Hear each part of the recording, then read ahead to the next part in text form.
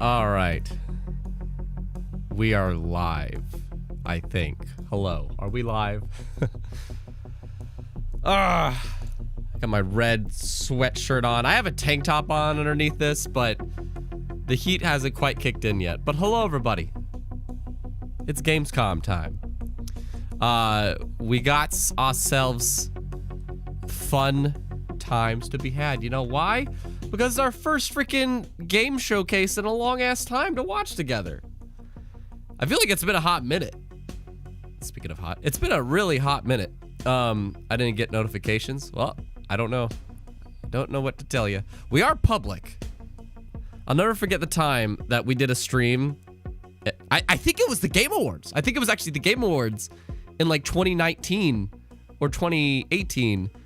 And I didn't go, I wasn't public. It was only for those that had the link to the stream. That was a bad one. But hello, folks. I'm gonna get a separate chat out here because there's a poll I've had going before this. We'll probably give it another 5 or 10 minutes here, but I was curious. There is a list of things confirmed today. There is a list of things confirmed, but of these 4 that I have in the chat right now, being Hogwarts Legacy, Sonic Frontiers, Callisto Protocol, and Gotham Knights, which one are you looking forward to most seeing at this show? Because those 4 are confirmed to be here, as well as things like Outlast Trials and other things I can't remember, and a few new surprises. But this is what I would call the leftover E3 showcase that we're about to see. But Hyrule is here first. Hello, Hyrule. Why the delay? Because we're watching game stuff. Like, it's gaming. You gotta have a delay when you do anything gaming. Because that's just what makes you a good publisher. You delay your stuff. It's Sister Girl's here. Be lurking, maybe. No worries, sister. Appreciate that. How do I feel like Keeves is screaming at his computer to work, right? Don't knock on wood, sister. Don't do that. I don't want us knocking on wood. What will Sega show from Frontiers? Let's find out. Today is 2022 Gamescom reaction. Can I just say, I really hope whatever they... Oh, also, I need to mess with the display. Can I just say, what I really do hope for the Sonic thing, like, that's probably the thing that I'm looking forward to most, because Hogwarts Legacy, their last thing that they showed gave enough. Like, that was plenty. They had like a 17-minute gameplay preview. That was plenty. But Sonic Frontiers, I feel like people are really hoping is great. Not good, great. And if they can show a trailer for Sonic Frontiers that feels like there's so much more going on, it's a lot more busy, they've polished up the animations more, and it just feels like, look, we're not delaying this game, because that's what Sega said, we're not delaying it. But we're not for good reason, because look at it. It looks great. I hope they can do that. Callisto Protocol is Callisto Protocol. I am curious if EA shows up here, they could very well market Dead Space remake here. Well, would that be a little bit weird seeing Callisto Protocol and the Dead Space remake in one show? I'm curious if you guys can answer me that. Like, do you think that'd be weird seeing Callisto Protocol and Dead Space remake in the same show? JB Baker is here. And Juan, Amit V. 2 what's? It's been a while. This is the first time watching someone's reaction to this. Yeah, I don't think we've streamed Gamescom before except for last year. I want to say last year was the only other time I streamed Opening Night Live from Gamescom. And backstory, if you have no idea what Gamescom is, again, it's like the leftovers of E3. Just imagine it being that. But like, you'll see more from stuff that's been previously announced. You might get some cool new surprises. And of course, because it's a Jeff show, a lot of sponsored segments and just talking with the devs. But there's going to be some neat nuggets in here, I'm sure. I don't expect a constantly engaging show. with all of Jeff's shows. I never expected to be constantly engaging because they just aren't, at least to me. But there'll be some neat little nuggets in here for a solid third or half of the show. He did confirm 35 games to be here. Yeah, that's a lot. We will see. As long as none of them are like 7 of them are montaged together kind of thing, you know?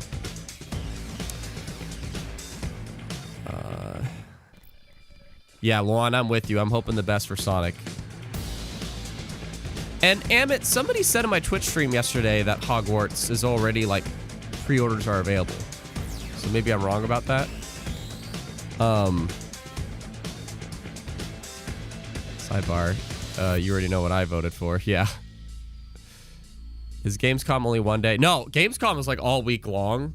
This is, like, the big kickoff show. You know, like, E3? E3 is technically like 3 or 4 days of press conferences, and then it's an open event for like 3 or 4 days. People don't know that. They just think it's all about the press conferences, but in reality, like when it was used to be a thing, it was like a week-long journalist thing. That's what Gamescom is. It's like another E3 where there's this opening night live, which is probably the most hype part about Gamescom for those that aren't there. But then it's going to go on for the rest of the week with some interviews with devs and people playing games on the show floor. Expect folks like IGN and GameSpot to be like going nuts this week because there is a lot of coverage that's going to be going on this week from them. Freaking Xbox has something, I think, Friday or Thursday morning. And it's like a 6-hour stream, but it's nothing big. Like people are trying to set expectations. Well, Xbox is like, don't expect anything massive from us at Gamescom, like any big new announcements. Just more so we want to elaborate on stuff coming soon, kind of a thing, and let people try it out. So, one, I highly doubt it, but imagine Alan Wake 2 being given a snippet here. It's supposed to be a 2023 game. When was Alan Wake 2 shown, though? Was that the... That was at the Game Awards, right? I think that was the Game Awards. Am I wrong about that? Hello, Nike. Nike's here. Good, good.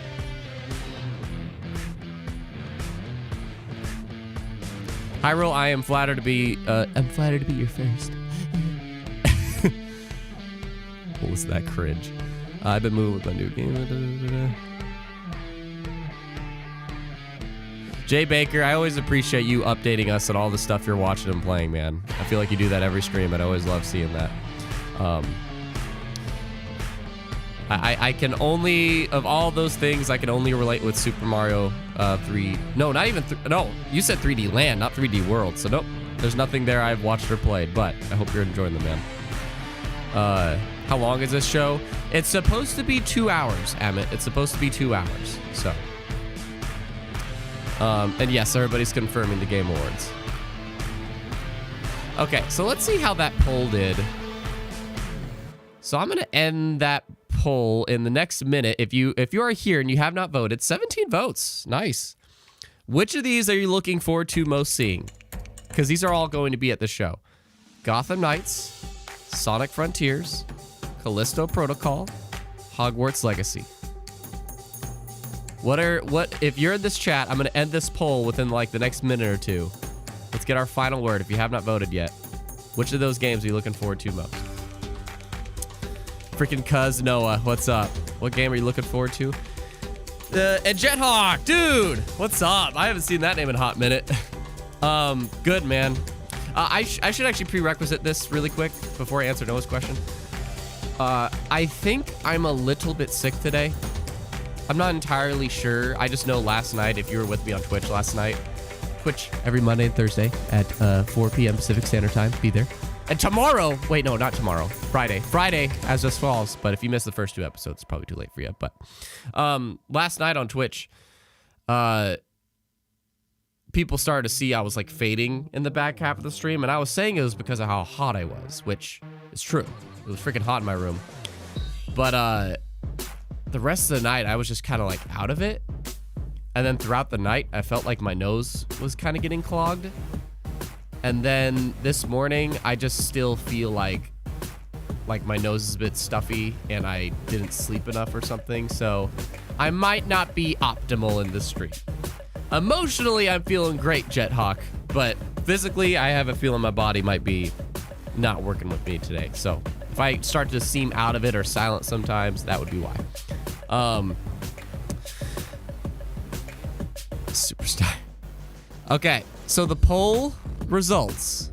As we come to the beginning of the show here, which of these are you most looking forward to? It looks like Callisto Protocol and Gotham Knights was tied for the least excited. Sonic Frontiers was second. But Hogwarts Legacy is your guys' thing you are hoping to see most here. Which I think is really interesting, because to me, I would have said Sonic Frontiers. Like, that's the thing. I'm personally, like, to answer Noah's question, I'm excited to see Sonic Frontiers. More so, I am hoping that there's a surprise here, because everything here, I think, is going to be very expected to just get a new look. We'll see Call of Duty Modern Warfare 2 again, and a couple other things, you know, that's like pretty safe bets to be here. But I just want to see, Sega has said Sonic Frontiers is not getting delayed into 2023. They intend to release it holiday this year. And if they're doing that, I really hope that they could show a trailer that really impresses, like hardcore. Now that there's been these gameplay looks out there, I hope that now that those gameplay looks are over, they have like a balls to the walls trailer to show us. I really hope. That's probably my most like cross my fingers thing. Otherwise, I just don't know. I don't know what could be here. I just, with all of Jeff Keighley's shows, Summer Game Fest, Gamescom, and Game Awards, I'm just like, what you got, kind of a thing. I never know what to expect with Jeff's shows. I'm just like, what you got, kind of a thing. I feel like Callisto Protocol will go underrated. I don't know. Everything I've seen from that game looks phenomenal. Like, it's not a me game because I don't like horror, but everything I see from that game looks phenomenal.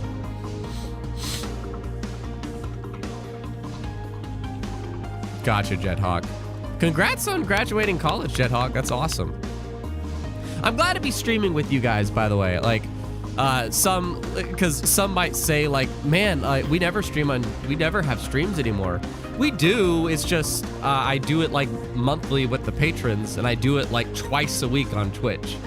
And I usually just stream here when we do there's something surrounding it, you know. But stay tuned, because if you were at Kiwi Day, you know what's coming. And I'll probably have an announcement about that later this week. But it looks like you guys are favoring Sundays for Codename Good Game. Excited about that. That'll be the return of not just more frequent YouTube streams, but literally like a weekly one. What's up? Anyways, I'm excited about that. Sega better go all out, man. Yes. Yeah, because that open world is a bit empty. That's how I feel, sister. Like, I think there is some work that they could do on the animations to make them feel a bit more organic feeling. But to me, it's just the open world. Like, the open world, it just feels like a giant fan-made Sonic game kind of a thing. And yeah. Gibbs, did you understand that the open zone concept thing in Sonic? Yeah. Because there's, I think there's an image that they showed where Sonic's like in a desert kind of a thing. And that's what they mean, like open zone, where it's like Super Mario Odyssey. You know, it's like Super Mario Odyssey, where that game is an open world, but you have different areas that are essentially like just a playground for Mario type of a deal. So, yeah. Here's a fun question. First off, I hope you're well. I appreciate Jethawk, or I think it was Jethawk. Yeah, like asking me how I've been doing. Thank you very much, man. Again, I apologize if I start to fall out of it. Drop a little sticker if you're here. Drop a little like thumbs up, thumbs down, smiley face, fire, leprechaun, whatever. Drop a little emote if you're here. And I hope you are well. I hope you are good. Welcome back to the channel that I'm gonna try to like incorporate this a lot more in my messaging, where welcome to the channel that is the glass half full. We don't focus on ranting about stuff here or saying anything is trash or bad or whatever. We have a good time here. We have constructive feedback and unbiased opinions.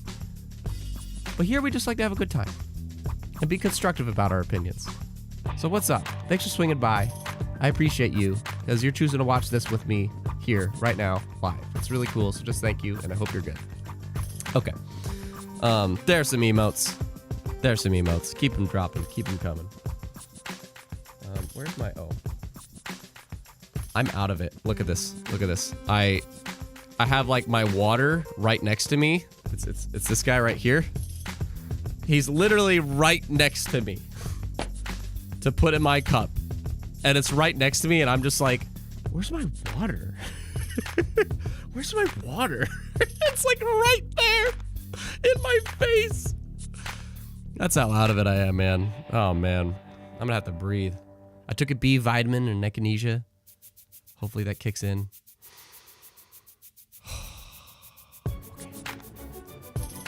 Okay.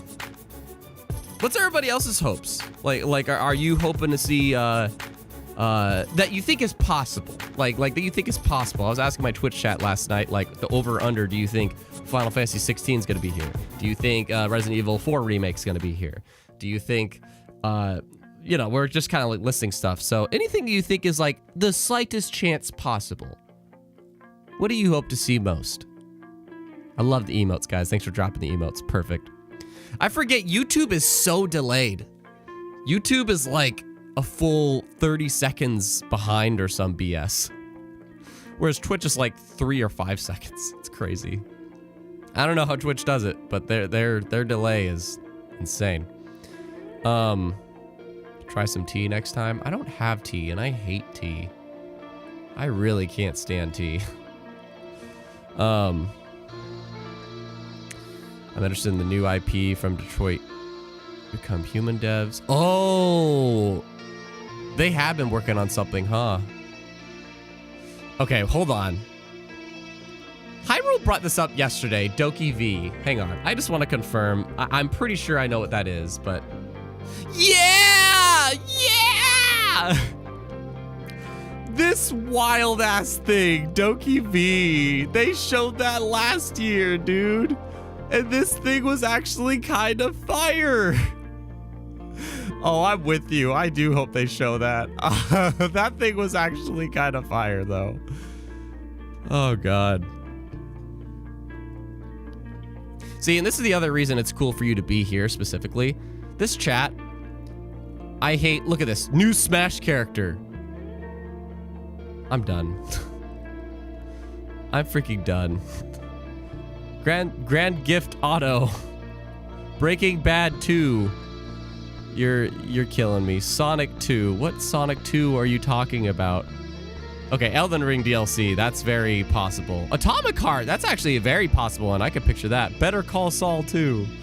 Metal Gear Survive 2. This is why I love our chat, because our chat doesn't think of bullshit.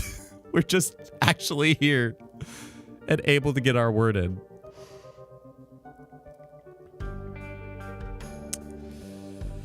Luan thinks Resident Evil 4 could happen. Maybe a new trailer for God of War. I'm thinking, I personally don't think, and let's see if I'm wrong. I personally do not think PlayStation or Nintendo will be touching this showcase whatsoever. Because I think they're going to be holding their cards close to their chest until next month. I think next month, that's when we're going to get a new Nintendo Direct, and that's also when we're going to finally get a PlayStation showcase. I personally don't think we will see PlayStation and Nintendo at the show, but we could. We very much could. Let's see if I'm wrong. A Wolverine update from Sister. You culture swine. I just don't like tea. Steph, you made it just in time. Hello. Abandoned. Ooh. Please can't wait for the new Smash to the stage, the creator of the Game Awards, Jeff Keighley. All right. Okay, I forgot to say, the other cool thing about this is the first in-person show for Gamescom in years. It's It's the first in-person show they've had in years.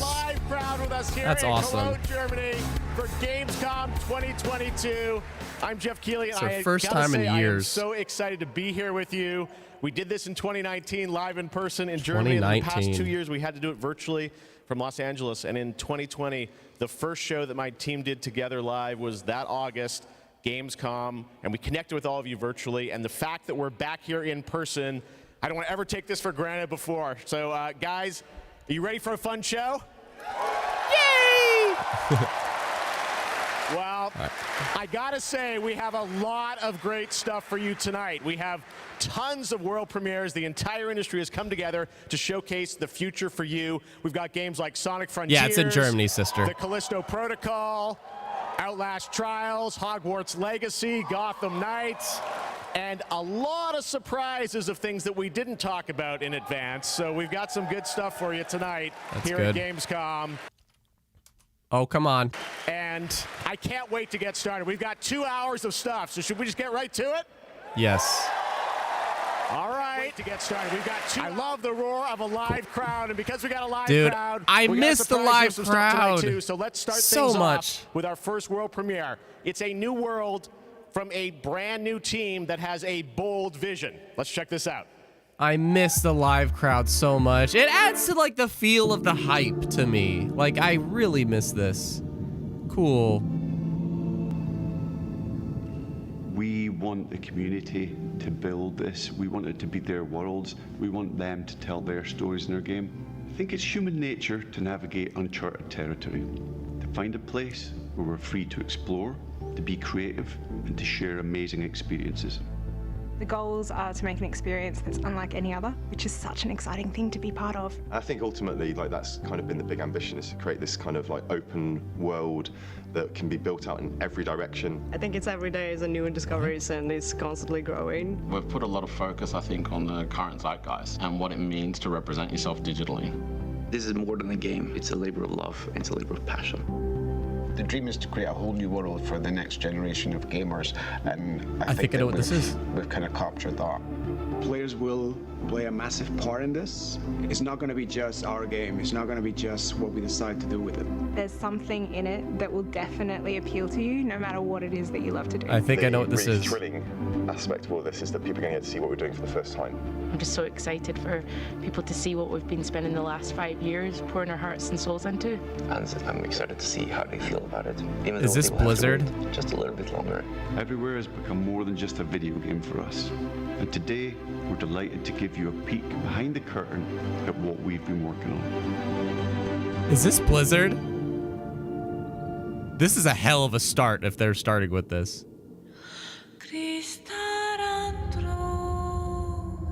It's not, okay. Because I know Blizzard is working on like an open world survival game, but it's not. But still, okay, concept-wise. Concept-wise, that's really interesting. An open world game that the players add to in some way.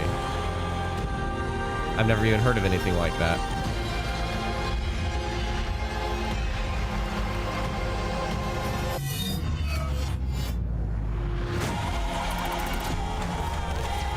That's right, yeah, Luan, he said, my bad. It's from an upcoming development team.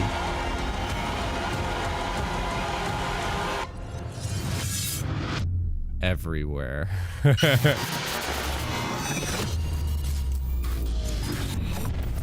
An open world game that you...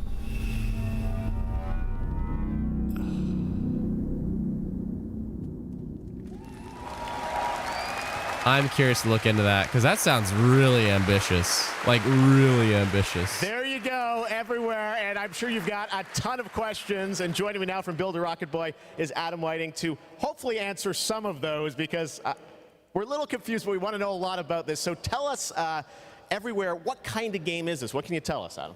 Well, firstly, can I just say it's really exciting to just be here, and we've been looking forward to coming out of stealth mode and really delighted to start the conversation today here at Gamescom. Now, I won't be able to reveal everything, but what I can say is that really we're not trying to make a normal game. I think the scope and ambition of this project are quite unlike anything else.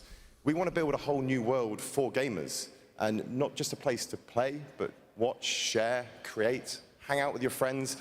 and so much more. Well, I got to say, the end of the trailer, I think like we Ready all Player were taken One. aback by, whoa, change art style. This seems totally different. Is that part of Everywhere? What can you tell us? Well, Jeff, that's one of the many surprises we've got in store for players. I mean, we are passionate about making games and telling stories, but ultimately we made Everywhere to be a place where players can make their own experiences, be who they want to be and tell their own stories. But we're still passionate about making immersive and cinematic experiences that players can just get lost in and enjoy. I guess you could say we want people to have their cake and eat it, and Everywhere is the place that can happen. An open world well, dreams. a bold, Yeah, I could see that, vision for what Amit. you're doing here. The other question I'm sure we're all wondering is, we didn't see any date on the trailer. Any sense of when we're going to get to play this thing? Where are you at in development? Well, I'm delighted to say that we aim to have Everywhere in the hands of players in 2023, but we've got many more things to show and tell over the coming months. And we're really excited for you to sign up on our website, everywhere.game. But really, today was just a sneak peek behind the curtain to see what the team has been so hard at work on. And we're really excited to get this in the hands of players as soon as possible. Amazing. Well, Adam, thank you for sharing This the reveal seems like here a at potential, Gamescom. like, It's awesome to have so many just European the game studios to on vibe stage. out and tonight, chill and we've got kind of a a lot thing. of European studios that are going to reveal their games. The concept for the of first it, time. And it's right now just we're a gonna move to concept for now, another but like world premiere announcement. Love says I need this. Level infinite. I wrote it down, sister. Yes, it made the list. You know me so well. Is it on the list, Keebs? I must not fear.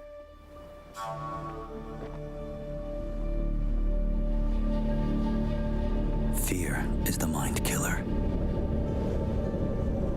Dune? Damn. Licensed IP. That's Dune. That's 100% Dune. Am I wrong? Death that brings total obliteration. That's Dune. It's 100% Dune. Yeah, that's Dune.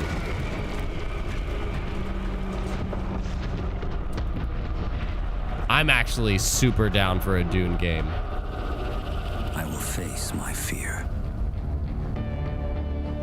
I will permit it to pass over. Yep, the blue eyes.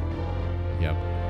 And when it has gone past, I will turn the inner eye to see its path. Where the fear is gone, there will be nothing.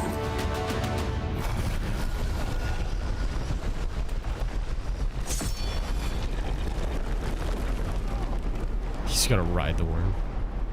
Only I will remain. Wow. The Dune game is crap. Yeah, Dune is a fantastic concept for a game. There is like some sick shit that could happen in that game. We will see though. Dune is an open world survival MMO. Oh. An exclusive to PS5 and Series. I'm interested, but I want to see them execute it. Trust like, me, the fun is just especially beginning MMOs. tonight. I'm not All an MMO guy, How many but of you out there are fans of PlayStation? am I instantly wrong? Well, we've got a fun surprise for you. I said PlayStation, what can we do for all the fans coming together here at Gamescom? And right now, I'm honored to share this global PlayStation announcement with you right here at Gamescom. I was instantly wrong. No, it's the VR! Shut the front door. It's the VR. It's the VR thing. Holy shit. Is it? Oh, here's our Elite controller. Damn it. Damn it. It's an Elite controller. I really was hoping it was the VR too. DualSense Edge wireless controller. PlayStation. Sponsored by PlayStation. Bullshit. I don't. There you go. The DualSense Edge. It's a high-performance, ultra-customizable wireless PlayStation 5 controller designed by PlayStation. And you see there, you can have your own custom control profiles customized to your play style. And if you guys want to learn more about the brand new controller, you can head to PlayStation blog. And thanks to PlayStation That for was sharing such a that announcement with us here sponsored bit. That at was such a Gamescom. sponsored bit. All right, next up, the Callisto Protocol. You guys hyped for that game? Whatever. That was such a sponsored bit. Well, joining me now is Glenn Schofield from Striking Distance. Glenn, Yay. we are so excited about this game coming out in December. You came all the way over in the middle of development to Gamescom. We really appreciate it. How has the response been to Callisto so far? Man, Jeff, the response has been fantastic for a new IP. I couldn't ask for anything more. So I want to thank the fans, and I want to thank my team for just really killing it. And it's great to be back at Gamescom, man. You know. Well, you got some good stuff for the fans, and we're going to get to that in a second. You brought some gameplay. We saw some great stuff at Summer Game Fest. You brought more now. What are we going to see today, Glenn? Yeah, you've got some live gameplay. We've got 2 sections. The first one is going to show some crazy combat. And in the first half. The second one is something new from the game, a little different than what we've shown, with a pretty crazy ending. Yes, it is. You guys are going to love this. One thing I wanted to ask you about was you're known certainly in the team for your work on Dead Space. And that game, we love the strategic dismemberment. I understand you're kind of one-upping strategic dismemberment. Well, we got dismemberment, and we've shown the gore system. And today we're going to show a couple new things, including one that we're showcasing called mutations. So the enemies may sometimes have these tentacles that come out. And if you don't shoot them, take them out on time, this guy in real time is going to mutate in front of you into something bigger, badder, faster, meaner, and he's going to be taking you out. It's pretty cool. Well, this is one of my most anticipated games. It's coming out this December. Glenn, thanks to you and the team for putting this together. Let's take a look at brand new gameplay from the Callisto Protocol. That was such a sponsored segment. I don't like how Jeff built that up. I really don't like how Jeff built that up. That should have been a commercial. But that was clearly a sponsored bit. Capture on next-gen hardware. Okay. Can I say this game graphically is stunning? Like, in my opinion, this is one of the most next-gen games out there in terms of visuals.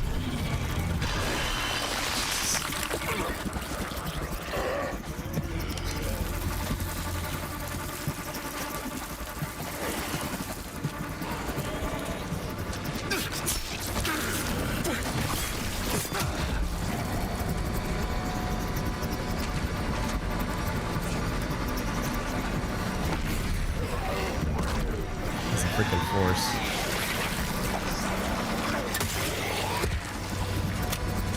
Yo, there was even kind of like a blue smoke trail that follows. Oh, that's cool.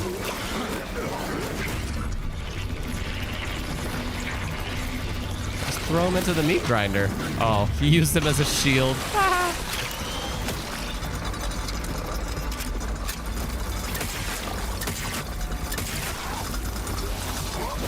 Of course it still attacks with its head off. Of course it does. No, this is Callisto Protocol, Jay Baker. But easy mix-up. It's from the creator of Dead Space. Well, one of the creators. I believe. Feel free to correct me on that. What? Oh, that's what he's talking about. You have to take it out fast, otherwise it'll... Yeah, just do that. Is there a limit to how many times you could grab them? Just always pick them up and throw them in there. Pressure check complete. Releasing gate valve. Releasing gate valve.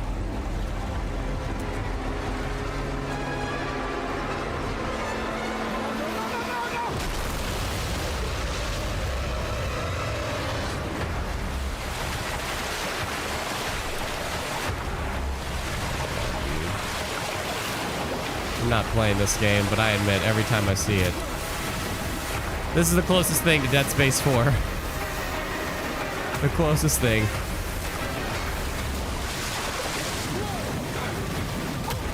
Oh, jeez.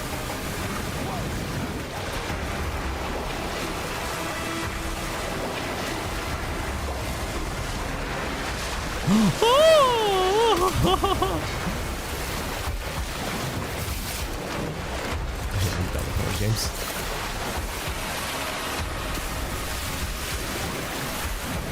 Hi, Brady, by the way.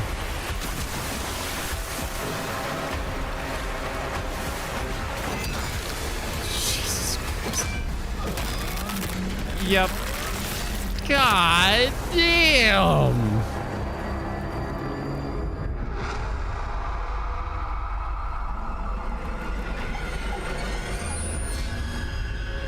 They showed them deaths, man. Every time they have showed this game, they end it with a death. Every time. All right, that's pretty good, right? Every time. They always end it with a death. Coming for you, but right now I want to introduce my co-host for ONL, Melly. Melly, welcome to ONL. Thanks, Jeff. I'm so excited to be here at Gamescom. Hello, everybody. I'm your guide for tonight for all the happenings around Gamescom, and I'm really, really excited to be here because the heart of gaming is beating once again, and game devs and publishers from all around the world are making their way to Cologne to show you hundreds of new games. So if you're not here yet and still can come by, make sure to drop by. And if you can't, make sure to drop by next year because it is definitely worth a visit. And one of the highlights we have this year is we actually have the largest indie area ever, bringing visitors and devs closer There is a together lot of indie devs at like the show floor. And, I am aware of that. The makers That's of really the cool. most original and fantastic and creative games here. And if you're not here, and if you can't make it here, do not worry. You can also check out the Indie Arena booth online at gamescom.global. Jeff, it's back to you. Thank you, Melly, and you'll be with us all night. We've got Gamescom awards to come and other things too. But let's get right back to the world premieres. This next one is one you've been waiting for a long time to see. Let's take a look at this brand new world premiere. If it's Goat Simulator 3 again, I swear to God. If it's Dead Island 2. Of the cruelest tyranny, man finally defeated its overlord. The gods do not fall forever. The champions of war united Hexworks and began the eternal watch over their tyrant's colossal remains. For some forces, even death cannot end. But now, eons later, the fallen god's influence pervades the world again, corrupting even sworn enemies. Join his accursed lords of the fallen and damn humanity to a new age of devastation. Though from these darkest days, new heroes arise. To I think it's an MMO. gods, one must embrace the darkness. And so lies our only hope.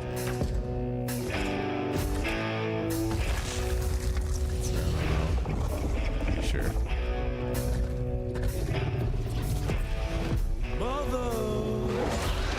Copyright.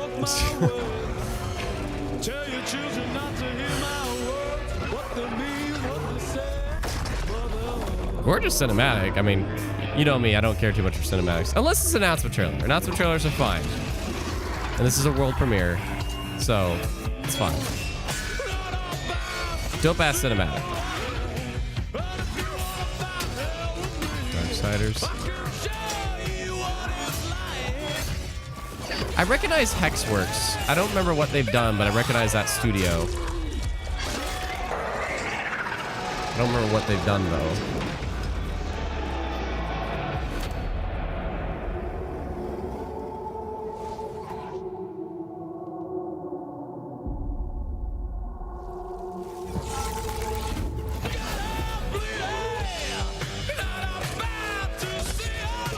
Copyright. What? Why does this feel familiar? Okay, Lords of the Fallen. It's just wishlist now. It just dare to hope. Are we gonna talk about it? Do you have anybody there? No. Okay. That's right. They dropped the 2. The Lords of the Fallen. They dropped the 2. Now it's time for another new game announcement. The sequel to a game that redefined the term couch co-op. Check this out. It takes 3. It takes 3. Just kidding. Missing your regular FARTs? Have you tried going online? Totally reliable delivery service? Move your dreams, whoever you are. Apply today. Is there No still skills? I didn't play the game, so I don't recognize it. Everybody's welcome. I've had it downloaded for the longest time. This is totally a reliable delivery service. If it's not, it's a spoof of it. Work alone or with a friend, or two, or more. You can do it. Did it never have online before? Or connect together online. Did it never have online? Yeah. Nice one. If this is totally reliable. Oh, moving out. Okay. It looks like totally reliable delivery service. It's literally the same thing, I feel like. I'd be very curious to see somebody do a comparison between the two. So that was my bad. That was my bad. Here you go. Yes, Here's our it's most time to voted step on into thing. The Potterverse. You guys excited for Hogwarts Legacy? Here's our most voted thing. Well, it is coming out in February of 2023, and tonight at Gamescom, we've got the brand new trailer for you to take a look at. I don't want to say much and spoil much. This is an incredible trailer. I hope you enjoy it. I don't need to see more of this game. I'm glad for you guys. This was your most voted one, but man, I don't need more. About Salazar Slytherin and the dark arts, the better prepared we'll be. If either of you uses dark magic, I will notify the headmaster immediately. Potterverse. Unforgivable curses are so named for a reason. A spell that could save your life shouldn't be unforgivable. The dark arts seem harmless until it's too late. None of us will be able to avoid dark magic forever. What do we do now? It's up to us. I can teach you Crucio, or I can cast it on you. Wow. I'm ready. Crucio! I can teach it to you or cast it on you. Made your choice.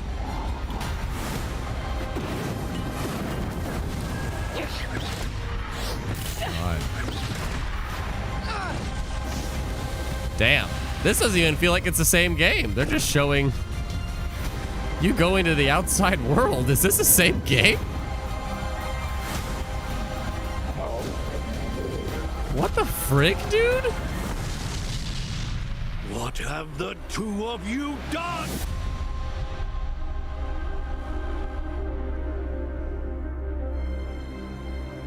There's so much potential in this, man. There's so much potential.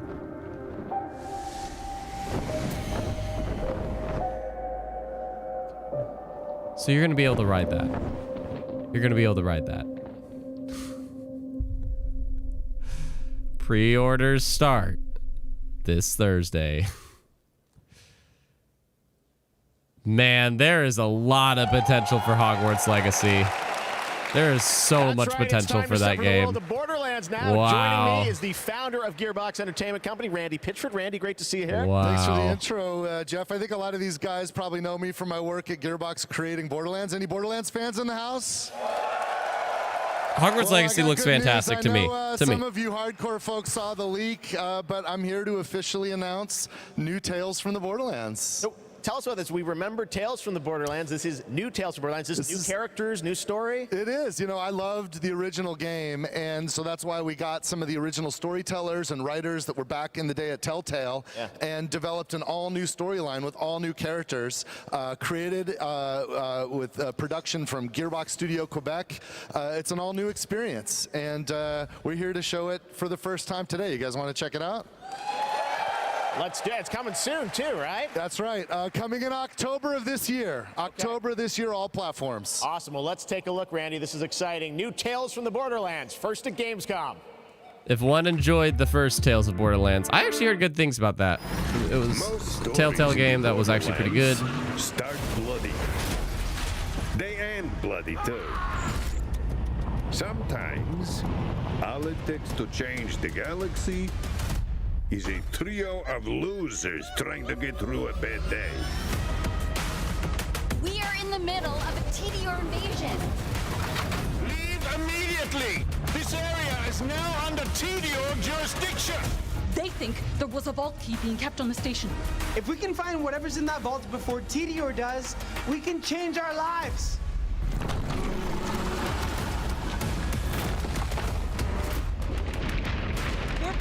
guns, like really bad. It's funny because the Borderlands Has many guns. art style goes very well with what Telltale does. This isn't by Telltale, but some of the creators of it, I think. I always wanted to change the universe for the better, and now Just walks we across. actually can. But more importantly, That was a good shot to include. Oh my god, the robot I already love. He's behind, letting his hand up. Why are you people like this?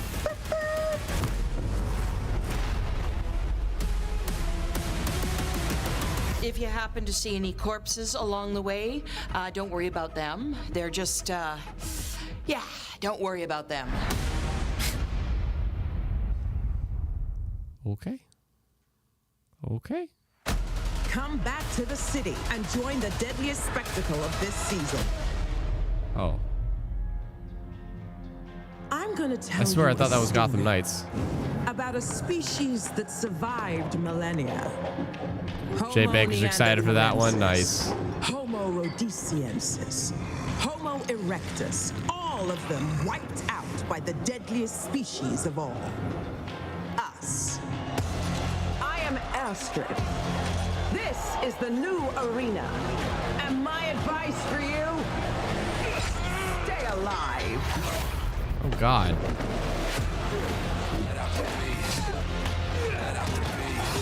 Murder. Murder. Murder in the arena. Every day you fight for survival, but today you fight for glory. Oh, DLC for Dying Light 2. Okay. What makes you different is the spirit of a champion. Let out the beast. Okay. Is it weird that I kind of would rather play that arena game instead of the base game? Is that weird? Red Bull gives you wings. We have advertisements because we do. Make sure you scan this code. We have wings. Okay, I'm gonna shut up. I'll shut up. So you want to join me? Oh God. Skull and Bones is real. I totally forgot. That's actually coming out this year. Right before God of War, or right after God of War. Oh wait, no, it's not Skull and Bones. Okay. It's not Skull and Bones. I keep mixing up games. I keep mixing up games. I keep mixing up games. God. I'm just gonna stop guessing. I'm just gonna stop guessing. Oh, it's that one shooter. Raid Shadowland? No. Okay, I'm gonna stop.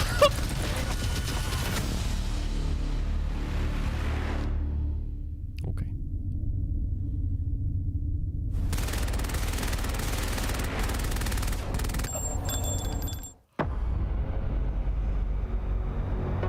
Well, this is where they just squeeze in a bunch of them quick, huh? When they see this glorious When is Beyond Good and Evil 2 gonna be real? Never. The day that game is real, I don't know.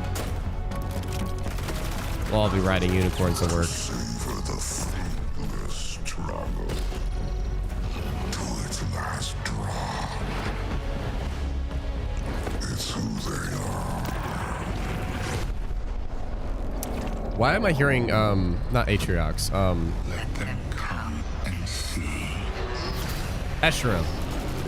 Sounds like Esherim for Halo Infinite. Our shape reveal what they do then.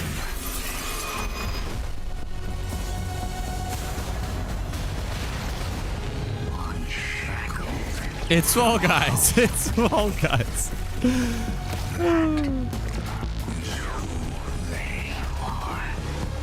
Because only in the end. Why is that cool to me? Having like a head that turns into fog. And the fog blends in with the color of your skull. That's cool. Wow. It looked like Destiny characters, but I had no idea that was Destiny 2. This Saturday, the Wow. Gamescom Awards will be handed out to the winners of the best games on the show floor. Only submitted games showing at Gamescom will be eligible to be nominated. And the awards will be streamed on all Gamescom channels, so make sure to tune in. But tonight, I'm allowed to hand out 4 awards. I'm very, very excited about that. And I would say, let's jump straight into it, starting with the most wanted PC game. Here are your nominees. PC game. I'm stoked that Destiny 2 gets more DLC. Because at this point, it's just a platform that they want to keep expanding. Shock.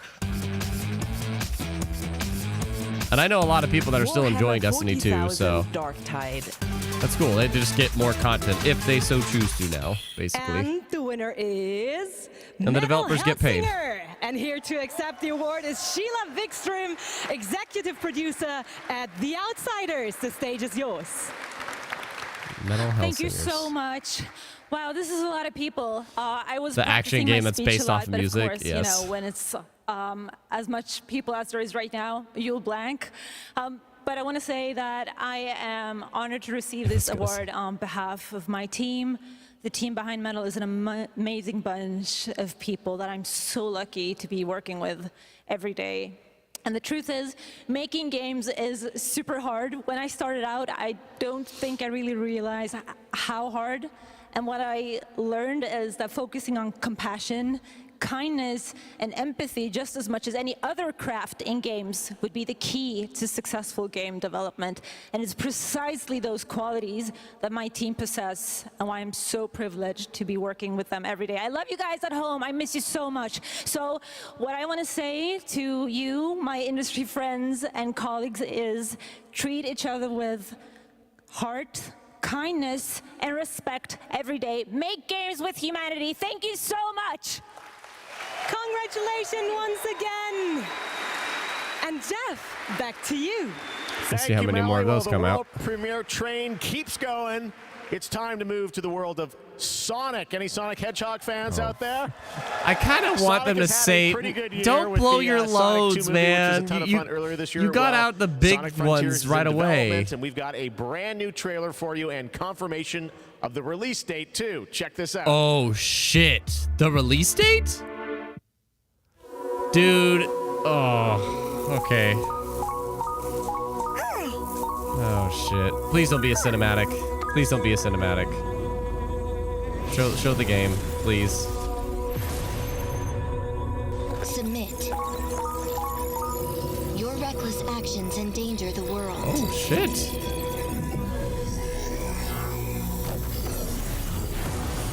Yeah! Let's go! Oh, that's... Yay! This is the shit I wanted to see. Heck yeah.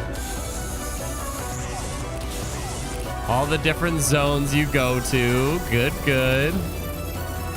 Amy! Amy? Oh my god! The voice! Dude, let's go. Let's go. This is the hype trailer that Sonic needed. The combat's super cool. I have to say, the combat is looking like the coolest combat Sonic's ever had.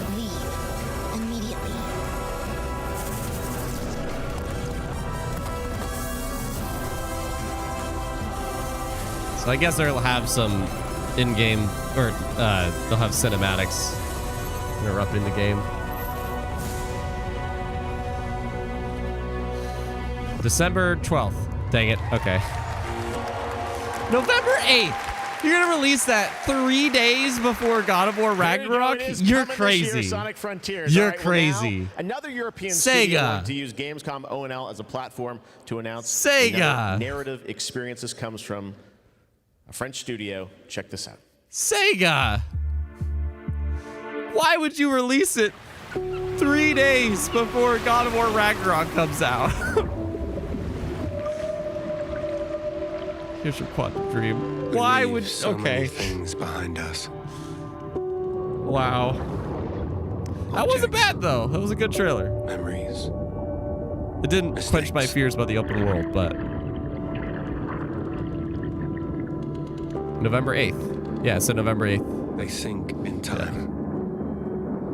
Touch the bottom. That wasn't a bad trailer, though. Silence is full of ghosts.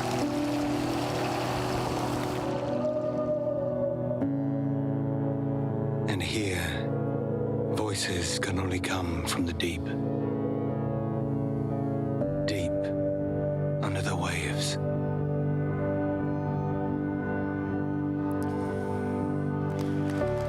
I admit,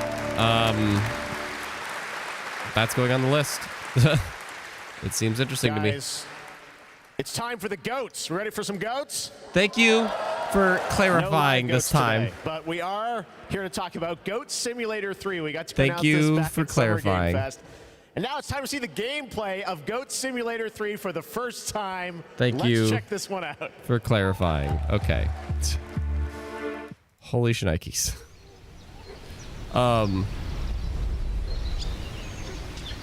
Yeah, a lot of people are going to choose to play God of War over Sonic, for sure. For sure.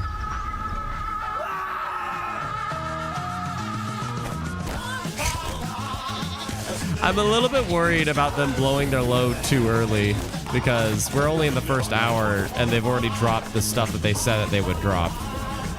I feel like they should have saved Sonic Frontiers and maybe Callisto or something else for like the back half so then people know to stick around kind of a thing. Because now the rest... Did he just expand his head? Why does this actually look incredibly amusing? Why is he shooting lasers? Why is he... This just seems like a game to cause chaos. It's just a game to cause chaos.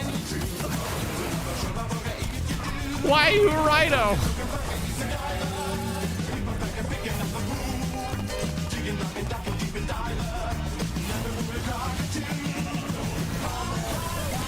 This looks like the derpiest kind of dirt. What in the world?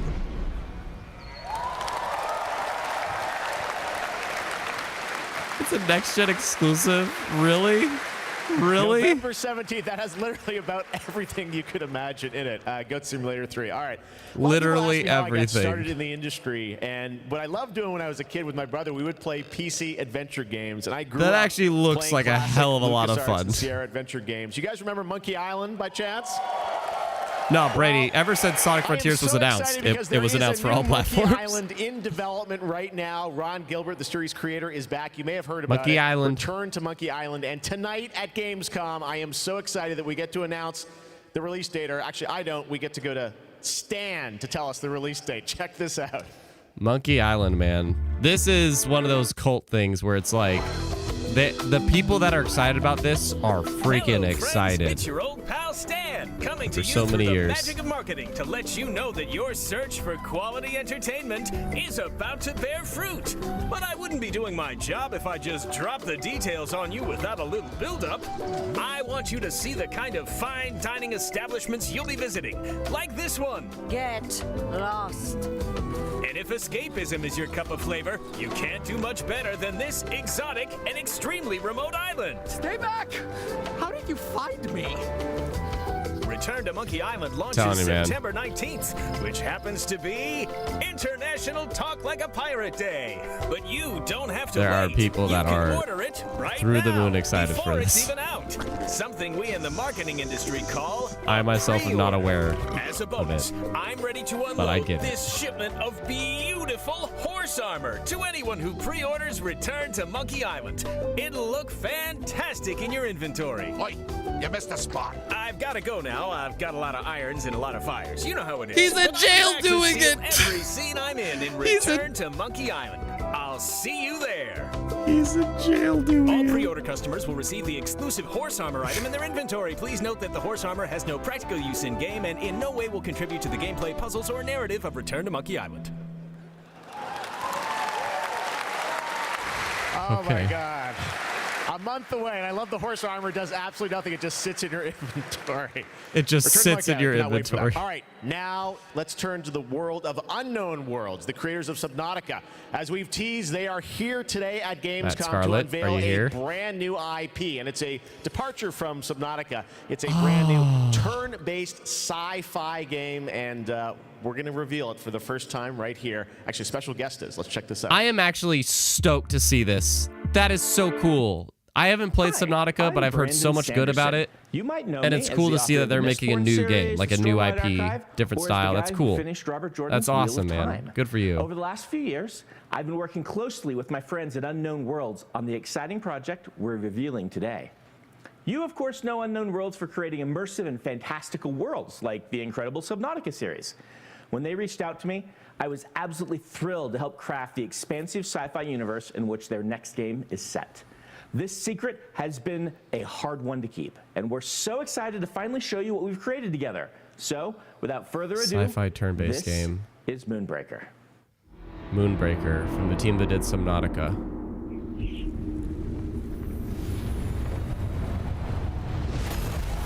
Let us keep this civilized. It's a turn-based. Aw, darn! It's like a chess thing. Ah. I'm instantly out. I'm instantly out. Stay alive. Darn. I mean, no offense to anybody that's in. This will be over real quick.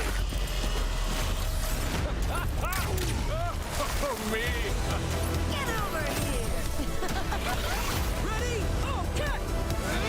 I mean, you know me. I've gotten into strategy. I enjoy my strategy, but it's more so from the developers of Subnautica. This is like such a sidestep for them. So I don't know.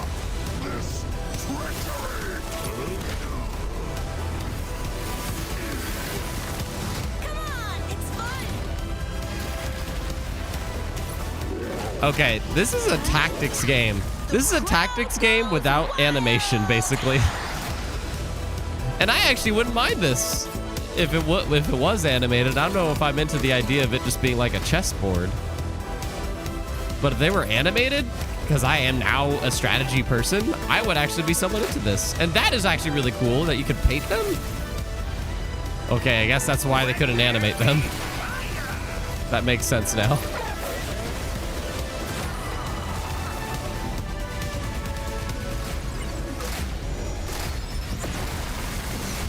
It's a tactics game. It's a tactics game.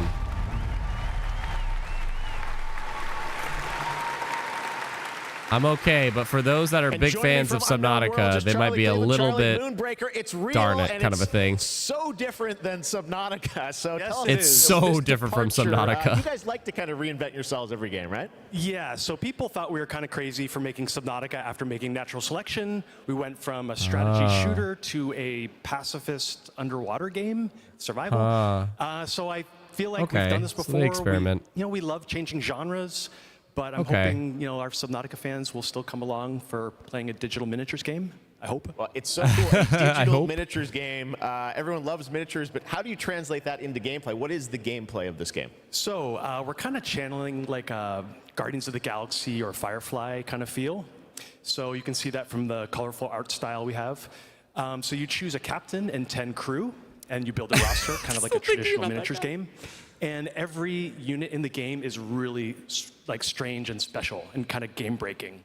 So yeah, you deploy units and you move them around on the battlefield and you get all these crazy game changing powers, kind of like Hearthstone meets XCOM, kinda. Yeah. Well, I mean, you see the gameplay here. It looks great, and it's coming soon, as we said, end of September, so you're not early access, you're not going to wait long. But the thing I want to get to is the painting of miniatures, which we saw a tease of in the trailer. That is really cool that you can paint the miniatures. That's cathartic for you sort of during the pandemic, right? Yeah, so the painting, I mean, you can't have a miniatures game without painting. And during the lockdown, I just found myself like learning to draw and just zoning out and feeling really relaxed when the world was basically falling apart around us. And we really tried to capture that feeling. It's not like Photoshop or like special technical tools or anything like that. We just simulate washes, dry brushing. We've got decals. This feels like you're actually painting a real miniature. And I have to say, because everyone's surprised by it, like all the miniatures you see painted in the game are all painted with the tool. Wow. So it's like actually pretty powerful. Amazing. Well, it's so cool that you're revealing it here, and it's playable at Gamescom. Wow. It is. It's here. You guys are the first ones to play it.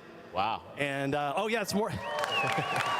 We're over in the Crafton booth. Okay. Crafton booth. And for everyone else around the world, they're not going to wait long, right? Yes, we'll be on Steam playtest in September. Yeah. We have a couple open weekends, and then we're going to be launching into Steam Early Access September 29th. So it's really close.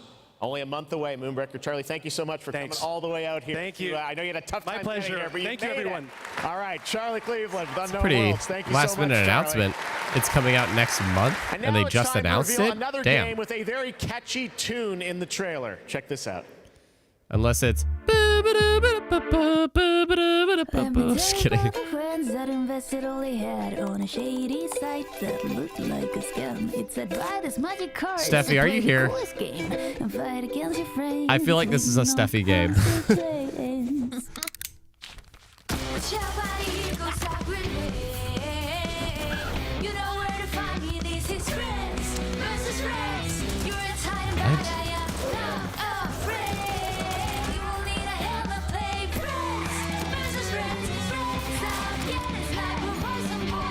What? I changed my mind.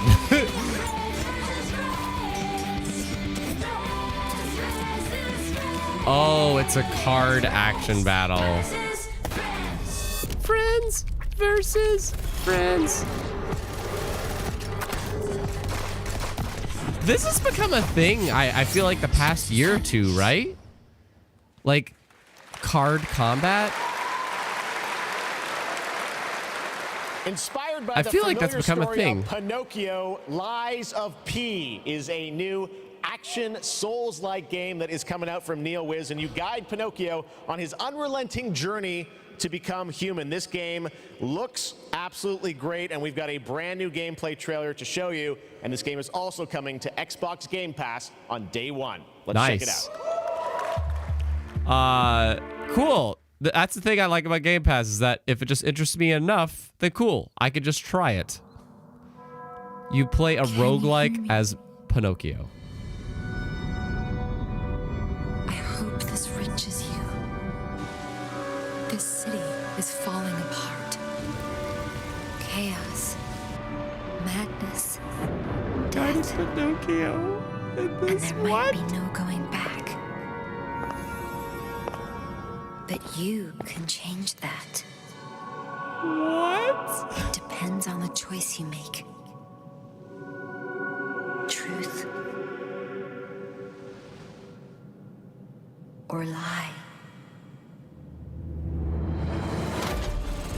What? Round 8. Yo.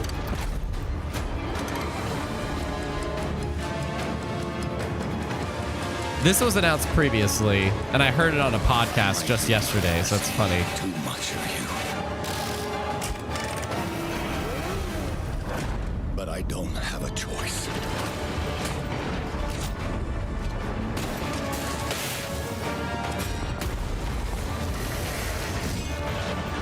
Wow, dude.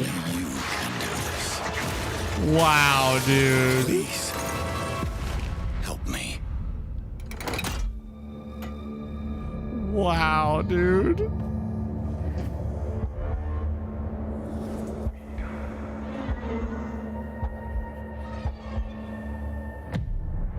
Finally. Geppetto. We meet. Son. Dude. This is the star of the show. Set. Holy The light shit! shines brightest in the darkest of times. All right, buddy, I'm here for you. Don't worry. Is that Geppetto? Shut your mouth! No way! This is... Don't give up. This is Dark Souls, but Pinocchio. What? Keep What? You can lean on. Holy shit! Wow. Wow. protect. Fulfill. Wow. Wow. Your destiny. My cheeks hurt. My cheeks hurt. And that's a day one Game Pass too. Shut the front door. Oh my god. That was the star of the show to me. Do you have fun? Whatever your sponsor shit. I don't care. Oh my god. That game is the star of the show to me. It looks like incredible. Okay, here's the thing, because I was talking with one of my buddies about like the FromSoft games and how they're all the same, but it's like they just have a different aesthetic on each one. And that one's freaking Pinocchio. Get the freak out of here! That's Epi, and he's on a mission to save the Gamescomverse from the Like, evil you future. missed the star of the show, and if you want dude. to help him, check out the Epic section at Oh. Gamescom.global. Pinocchio really grew and up. win prizes, so take part and help Epi. Oh, my cheeks to hurt. save the Oh my god. Gamescomverse. But first, I want to tell you more about some of the great program we have for this week, and it's quite a schedule, so please bear with me. Oh, There is, my for cheeks example, hurt the from Gamescom that. Studio by IGN, featuring game spotlights, dev interviews, and all insights into this year's Gamescom. So please make sure to check that out so you don't miss anything. It did look a lot like Also, Bloodborne. The awesome Indie Yeah. Showcase is back, featuring the newest, puppets. most original, crazy indie games here on Friday afternoon at 5:30 p.m. CEST, and I'm really looking forward to it. And something I'm really looking forward to is the cosplay contest on Sunday, Zach, I'm where with the you. I super agree. creative cosplay community takes center stage, and this is absolutely one of my favorites. Oh. So make sure to not miss it out. It is definitely worth a watch. And for more updates, follow at Gamescom on all platforms. And well, now it is almost time to introduce our next guest, but sadly she couldn't make it since she's Not yet, Hyrule. far away. So let's see. She sent us a video, and I would say, let's have a look. Hello, Gamescom. I'm Oh. ESA astronaut Samantha Cristoforetti, currently flying at around 27,000 kilometers an hour, 400 give me kilometers Mars. above your head, on board of the International Space Station. Give me Mars. Today, I come to you to say bravo to the games industry.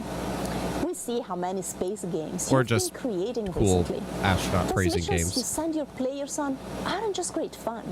They create curiosity, interest, and the love of space exploration in gamers around the world. As we look towards returning to the moon and onto Mars with our ambitious Terra Nova program, humanity's spaceflight capabilities will be in part thanks to the games industry. And who knows, perhaps even you will be among us here at ESA for the journey. Exploring space virtually isn't just great fun. It's having real-world impacts that lead us all closer to the stars. So on behalf of everyone at ESA, bravo. Keep creating, keep innovating, and keep playing. This is ESA astronaut Samantha Cristoforetti wishing everyone a wonderful Gamescom from the International Space Station. Whoa. Whoa. Whoa. That's so cool.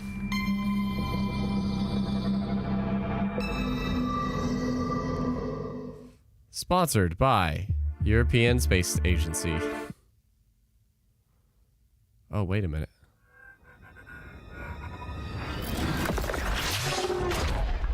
Oh.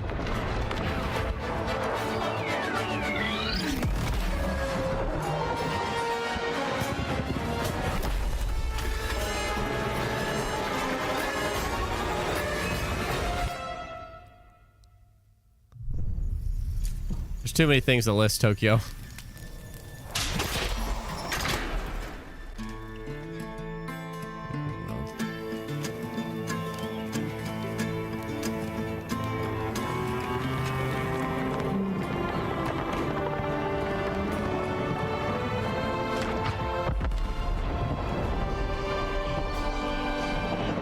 If you're worried you missed something, just ask if that thing was shown, and I can clarify that for you.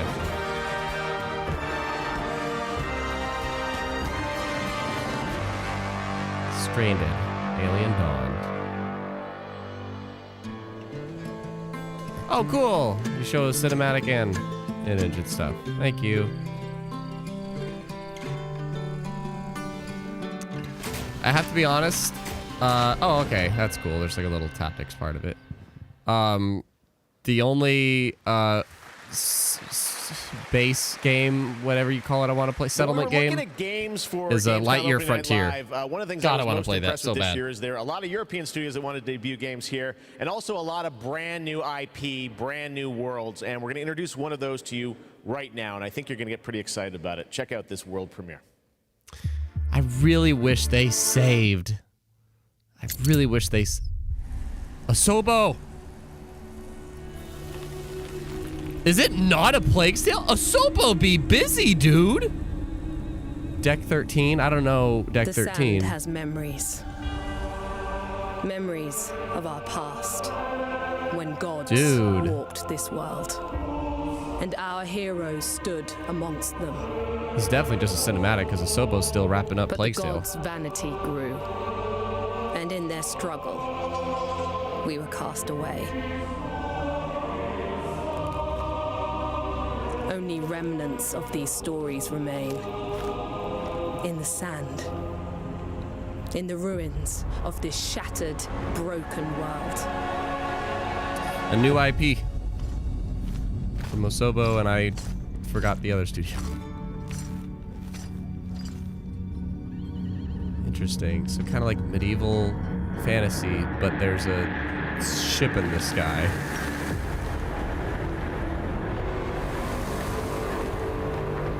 Dude.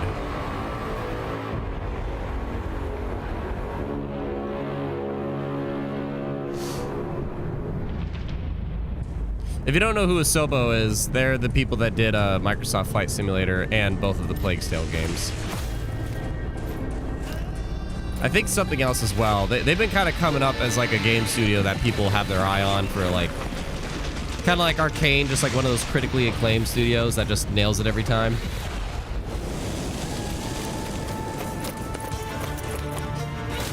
Just not as mainstreamly known. But this is something very different for them, at least to my knowledge. I could be wrong.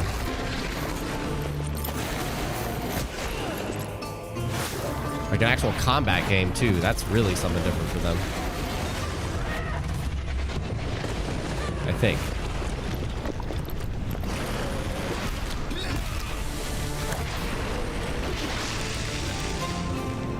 Even in ruins, we endure. We won't let go. Damn it.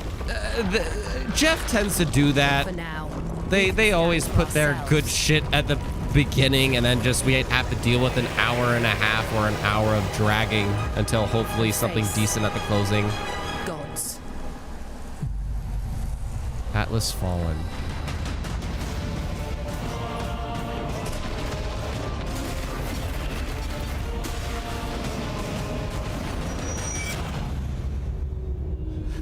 That shit looked awesome. That small snippet of gameplay, that shit looked awesome, actually. I wish they showed more of it.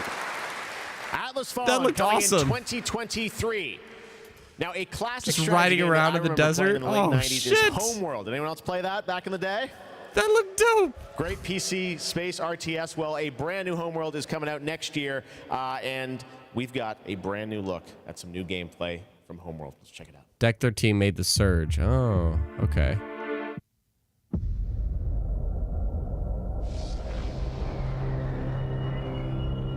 Space. The final frontier. Homeworld 3. It was a simple perimeter scan, escorting resources. But but we were ambushed by Kalan raiders. Space tactics. This trailer is completely composed of in-game footage. Fighters were no problem, but the missile frigates were a different story. A space tactics game. Command got clever. One wing used cover to keep themselves safe on approach. Target acquired. While another group found a tunnel in the structure to sneak behind them. Actually, this isn't a space tactics game. This is a space RTS. It worked. This looks like a real-time strategy game. A carrier battle group arrived. We scrambled bombs. Oh, I'm intrigued. Again, because I'm starting to become a strategy boy. We protected the resourcers while they hauled in the goods, which meant we could roll out assault frigates. Dude, I get into this shit. I do. Countered their hit-and-run tactics. The way their carrier exploded, beautiful. And we even grabbed a little souvenir. That missile frigate is ours now. It's ours now. That missile frigate is ours now. He was literally telling the story of the battle that was happening there. Was that Homeworld 3? Or was that in the first half of 2023? Okay. Now, today is a big day, speaking of threes, because it's the version 3.0 update to Genshin Impact, which is an incredible action RPG from Hoyoverse. Well, maybe other today folks. We've got an exclusive new look at version 3.0 and the new Rainforest Nation, as well as a sneak peek of a mysterious ancient civilization and settlement that is found deep inside the desert. Let's take a look at this world premiere. Genshin Impact, new civilization. Here you go.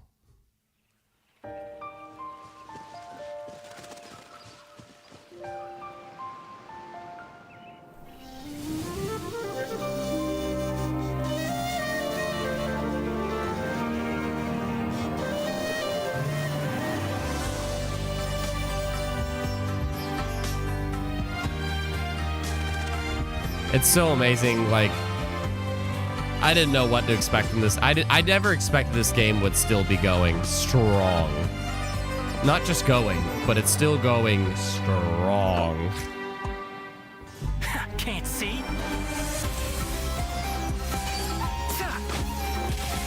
I'll uproot you.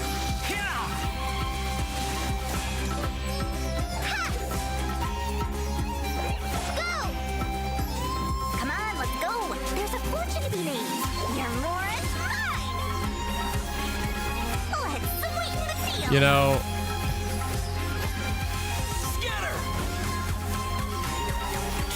whoever's the character designers that work at Kapoyo, whatever their name is, I bet you the character designers get paid more than anybody else.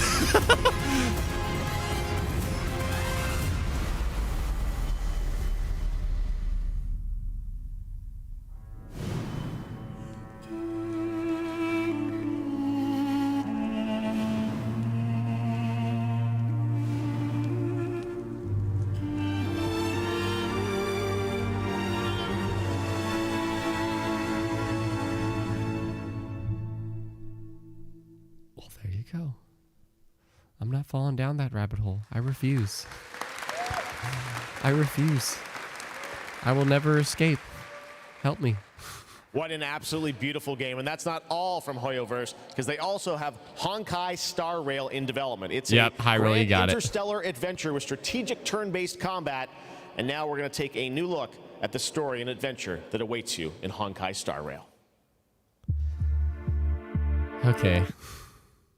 No, I'm good. I'm good. I'm good.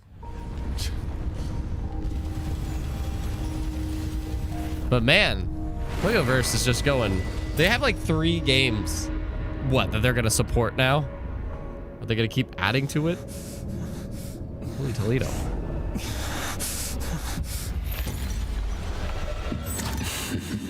Eval. Of 5 people.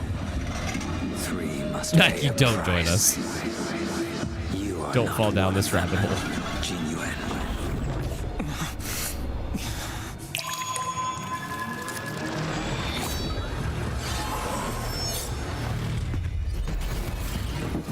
You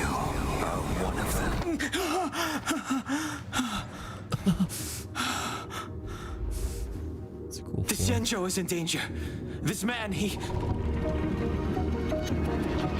The train is about to make the jump.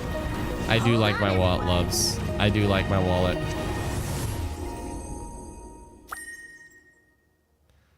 Okay. Are you gonna show the third one? Hello Okay. again. I know they have like a It is now cyberpunk one as time well for growing. Next Gamescom Award, and here are your nominees for the most wanted Microsoft Xbox game. Most wanted Microsoft Xbox game. The Dark Pictures, The Devil in Me. Okay, they're just gonna throw in Last stuff. Case This of is Benedict exclusive. Fox. I am so stoked for this game, The Last Case of Metal Benedict Fox. Hellsinger. Completely. And Metal Hellsinger already won one.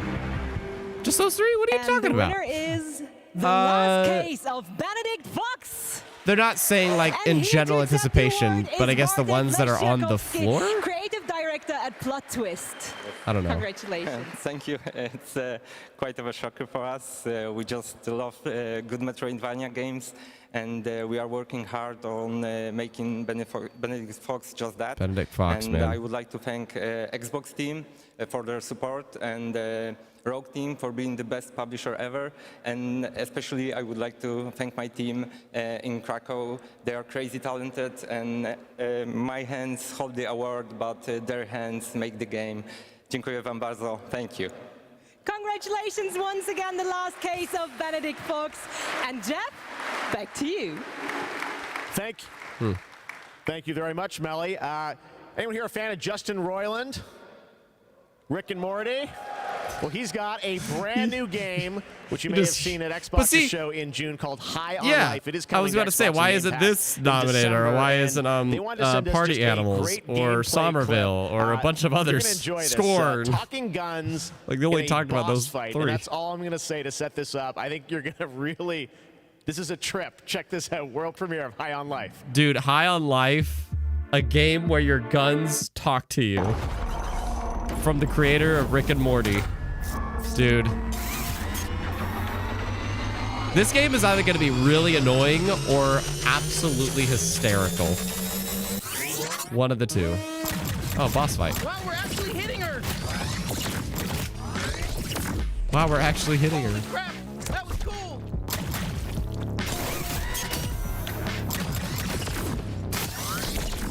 Come on, admit it! We're hurting you! No! Fuck you! Are you even a real bounty hunter? Jesus, it's so gross you even went in there!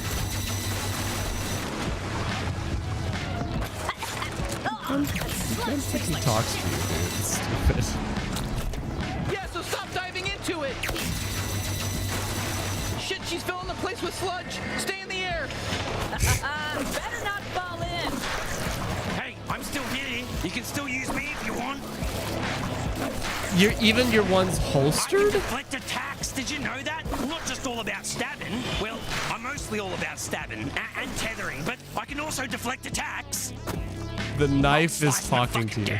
I'll cut their fucking heads off. I'll rip their limbs off. Fucking do everything. I'm gonna fucking cut right into them. I'll cut their fucking ass off and eat it. You know, this sludge matches your toxic personality. Fuck off! That wasn't even a good one. Oh my god. Oh my god. Hey, it's me, Five Oh my god, that was freaking hilarious. Incoming laser. Laser just for you. I don't think this boss fight is... Nice and squishy on the inside as the rest of them. Let me out of bounty hunter. Wow, we're having our first real boss fight together. They acknowledge it as a boss fight. Dude, he went from smiling to frowning. Oh god. This is so weird.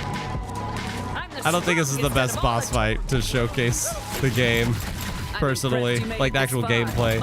It's more so you get this game for the gimmick. Honestly, Just the gimmick. We're new at this, and it was pretty easy to kill them all. If I'm going out, I'm taking you with me. Just stay alive. I think she's basically done for. What?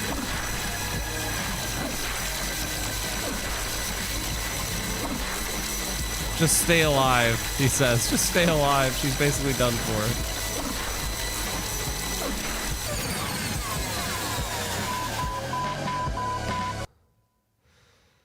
Okay. That was random. Do you see that? I mean, it's a Game Pass, so I'll try it. What? Where? I have no room to complain because it's just included, so why not? What is it? Wait, what are you? Dude, don't eat that. Come on, dude. Joey, it just depends on what you're, what you would consider a major one. You in particular, Joey, you'll probably want to look at something called Lies of P, because Lies of P is I don't even want to spoil it for you. Just know it's a Pinocchio game. That's all you need to know. It's a Pinocchio game.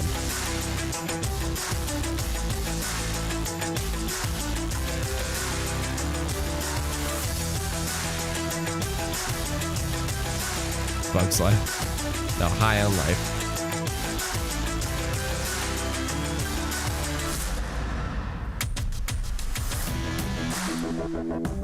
Zach, talk to your dialogue.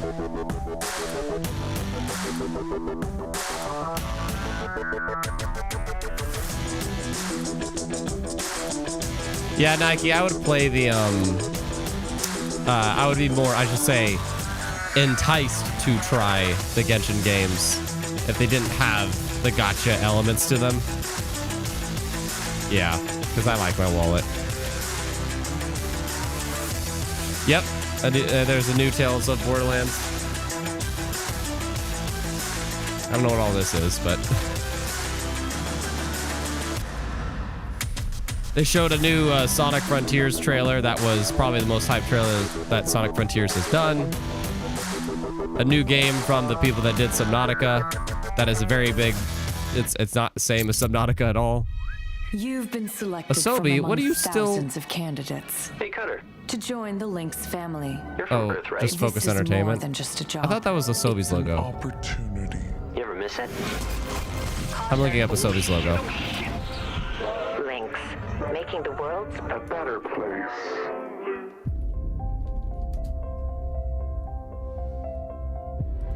I might be wrong, and that's just Focus Entertainment's logo. Working space. Oh, why did I say Team Asobi? Whoops. There's something real special here. Like. You don't have power here. You never will. Oh, it's Asobo Studio. God damn it. I can hear them in the walls. Ain't a trade like it. Dancing between the ribs of a ship, gaze out at the rest of That's the a Focus Entertainment logo, so I messed up earlier. But the game still looked cool. That's when the sky fills up with flames. That's the way things go. Spaceship Breaker. That game actually looked a bit cool too.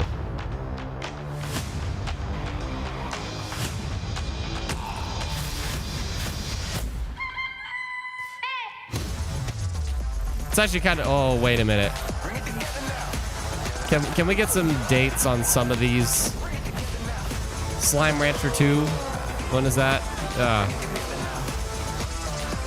There's not a freaking date for Slime Rancher 2 or Somerville. Now we're talking.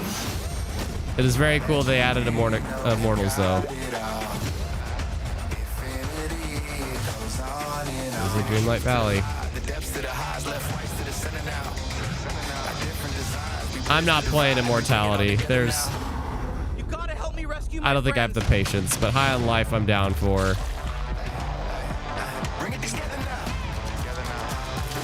Slime Rancher 2. Well, when? Somerville, when?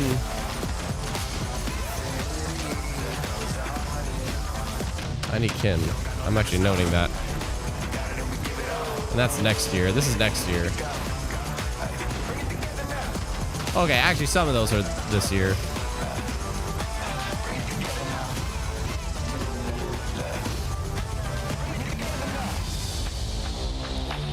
Discover your next favorite game.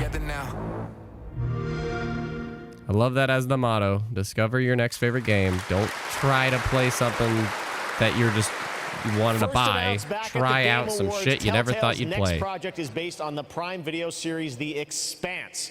Well, we showed you a little bit of the trailer at the Game Awards to set up the world. Now you're going to get a first glimpse at the gameplay with this behind-the-scenes clip. Enjoy. The Expanse. I really wish they saved that Sonic trailer, man. You need to release the vault attached now or you could die. Hold still. Let's see what we can do. Captain Drummer, what are your orders? The Expanse that's is right. obviously one of those universes that has a ton of opportunities to tell great stories. One of the things I'm super excited about is the zero-G stuff that we've been doing. A big part of when we're making the game, not only are we thinking about the characters, we also have to think about how can we evolve the genre in any way that will make players excited to be part of this universe and feel like they're engaging in something rather than just being a passive audience member. You'll figure something out. I know you will. It's actually been a really interesting thing as an actor to explore some of her more Nintendo's not vulnerable touching the sides show, that Nike. By the time we meet her in the series, they've been cauterized. Much more certain of that than even PlayStation, because Nintendo's just stockpiling for their September Direct. Ever come across. You'll need me if you want any chance of unloading it.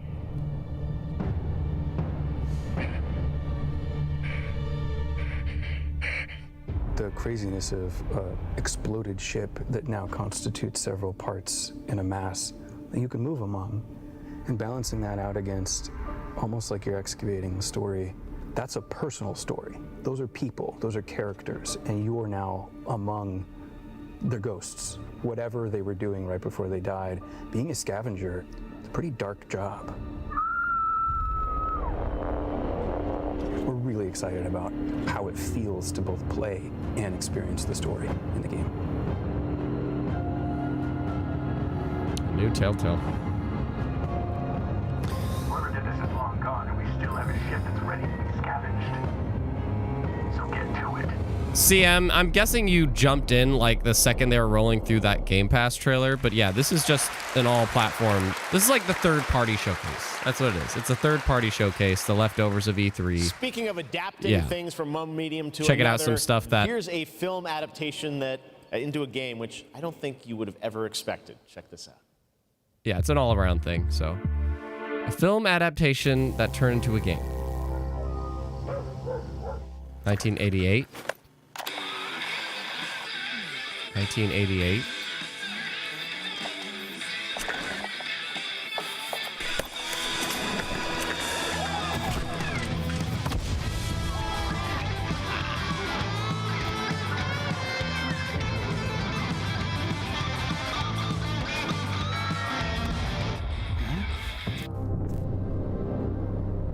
Uh-oh. There was explosions. What the frick?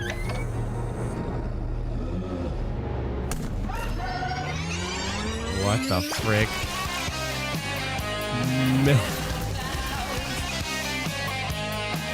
What?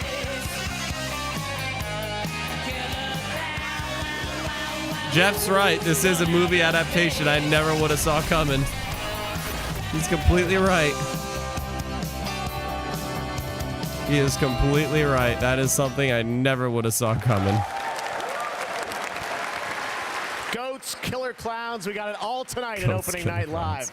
Now we've got another brand new game announcement from a European publisher for a sci-fi action adventure. Here we go. They also showed Goat Simulator 3, if anybody missed that. I see a lot of no's. Yeah, that's a no for me, too. We always wondered if we're alone in the universe. We observed and explored, but found nothing. Until now. It has been 6 months since the alien object known as the Metahedron suddenly appeared above Earth's atmosphere. Personal log, sentient contact assessment, and response time. Kate, we have an issue.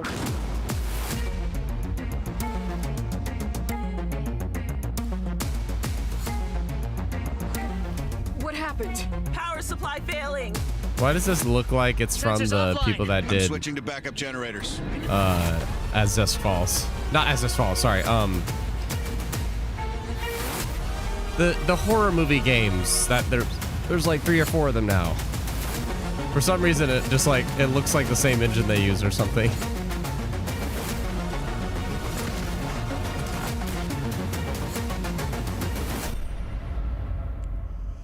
Explore the planet. Stars above.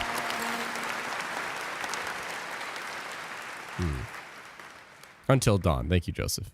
Now we're going to talk about Gamescom Goes Green, which is an initiative that has made Gamescom the first climate-friendly gaming event in the world. The core event and this show, Opening Night Live, I'm happy to say, are 100% climate neutral for the first time, and that's something we all should be very proud of. You guys are part of that too. Now, as part of this initiative, Gamescom, along with the United Nations Environmental Program Initiative Playing for the Planet, are going to give out the first ever Gamescom Goes Green Award to the best sustainability concept from an exhibitor here at Gamescom. And the nominees are Microsoft Xbox, Yuki, and the Indie Arena booth. And to find out the winner, let's turn it over to Melly. Thank you, Jeff. And yes, the winner of this year's Gamescom Goes Green Award is Yuki. And here to accept the award is what was their Dr. concept? Joe Twist, CEO of Yuki. But what was their concept that you awarded? I don't know why they're putting these awards in when we don't get to. It's brilliant to be recognized. Thank you to the Yuki team who works so hard every day to be greener, and thank you to the UN. What did they do? We didn't get to know. Okay. You know, it's so fantastic to see these amazing game worlds that we're going to play in over the next year. But you know, we only have one planet to live on. And we only have one lifetime to make a change and to protect that planet so that we can continue to play our games. So everybody, whether you're a player or a business, can make one small change starting tomorrow. And together, we can play more games together and save the planet. Thank you very much. Thank you, Joe, and congratulations once again to Yuki. And remember, it is not only the organizers or exhibitors that can go green. All of you can also make a change by donating to the Gamescom Forest. So plant your Gamescom tree today. Jeff, back to you. Awesome. Thank you very much, Melly. Congratulations to Yuki.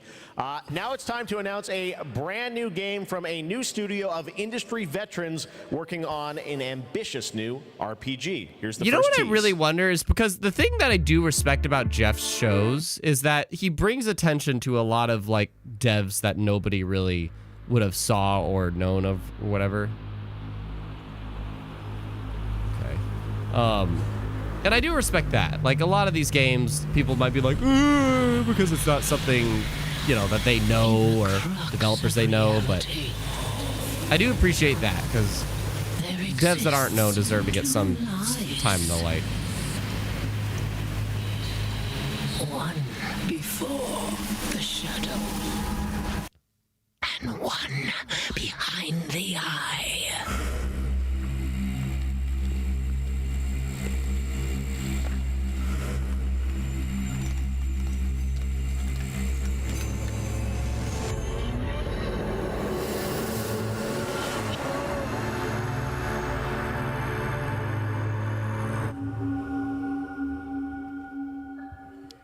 I didn't see enough to really.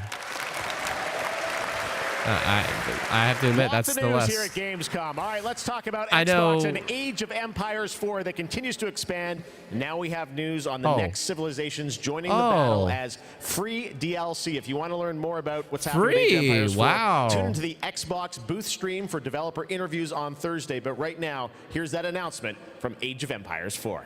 Wow. I never would have thought that they would have made Age of Empires 4 or just any DLC free. There's more That's cool. than one way to win a battle, and every empire must Also, find their hi, own Simon and Alex. to victory.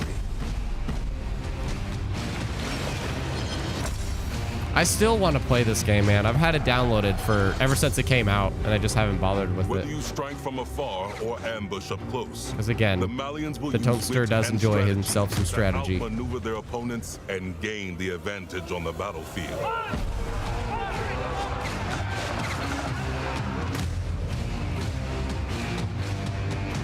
powerful Otamas. and the ability to Dude, the rally cannons, large formations, Jesus. the Ottomans can keep the pressure on to bring down their enemies' defenses.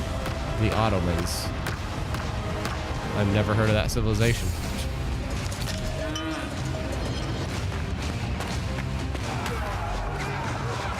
When the drums of war beat, how will you emerge victorious? History is in the making, and your place in it has just begun.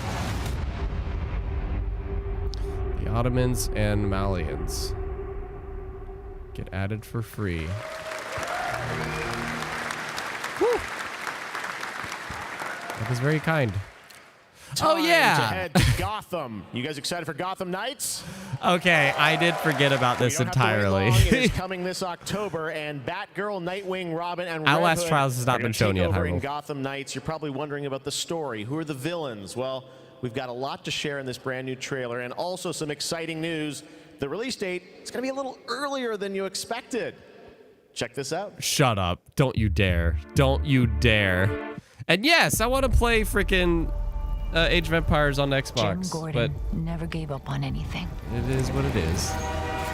That's why Gotham And I haven't City played is still Crusader here. 3. It's why I'm still here.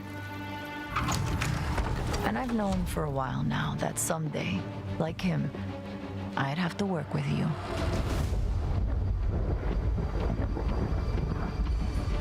I've seen plenty of criminals in my career, but nothing could have prepared me for this.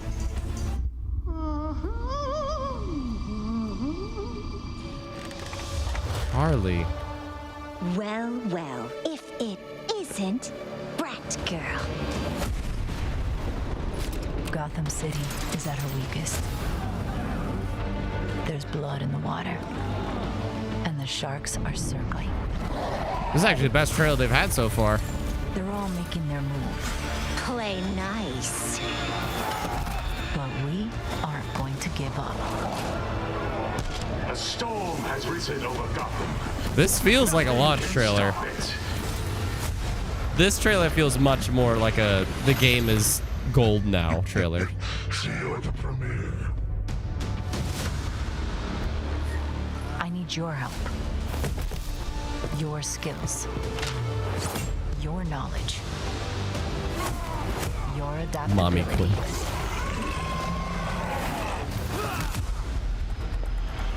You got my back? Oh, boys! Harley on a stage? Excuse me? This biopic is based on a true story. My story. True. The world will feel the cold as I do. I got one last little surprise for you.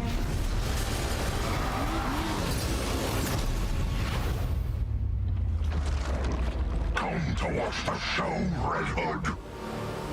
Nah, I'm just here to kick your ass. This is a We've Gone Gold trailer. Like, it feels like a We've Gone Gold trailer.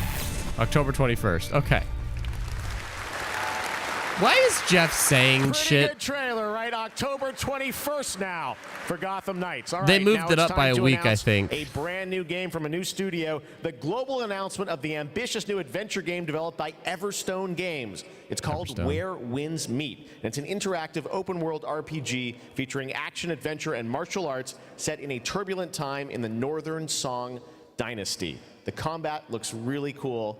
Check out this announcement of Where Winds Meet. That was a good trailer, if I do say. Like, it wasn't enough to necessarily make me want to buy the game, but, like, that was a We've Gone Gold trailer. Like, that made it feel like here's all the shenanigans, here's story beats, and... yeah. That was cool. That was cool. I don't get why Jeff is trying to do his shit. PlayStation's here. Here's a controller. It's a bit earlier than expected. A week earlier. Like, Jeff, shut up. just stop.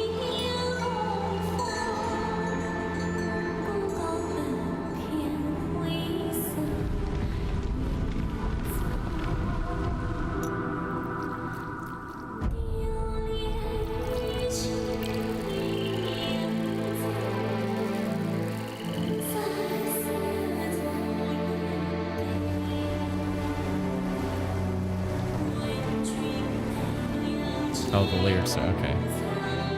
Took me a while to figure out that what's being sung is the subtitles.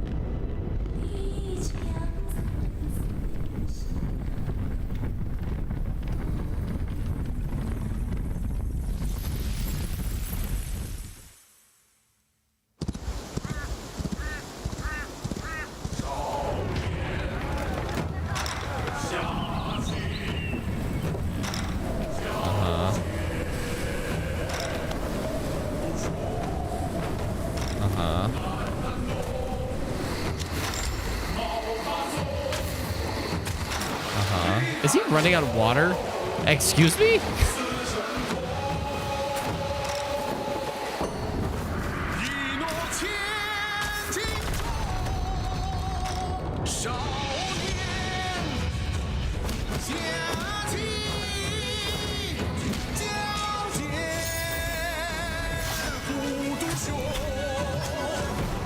What the frick?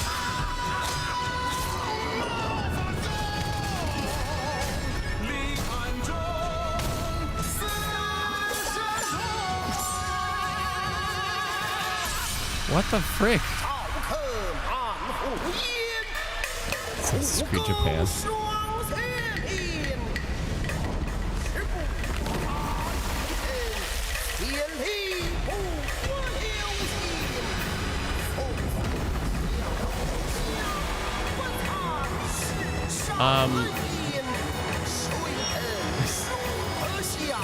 I will say this is a fantastic reveal trailer. If this is the first time, yeah. Where wins meet. That was a fantastic reveal trailer. You mixed in cinematics, and it was dope cinematics, and you mixed in gameplay. Like, that was dope. That was a good reveal trailer. Good job. You get a solid A. Like, that was, in terms of reveal trailer, this was top for me. Not best trailer, but reveal. I'm probably with this.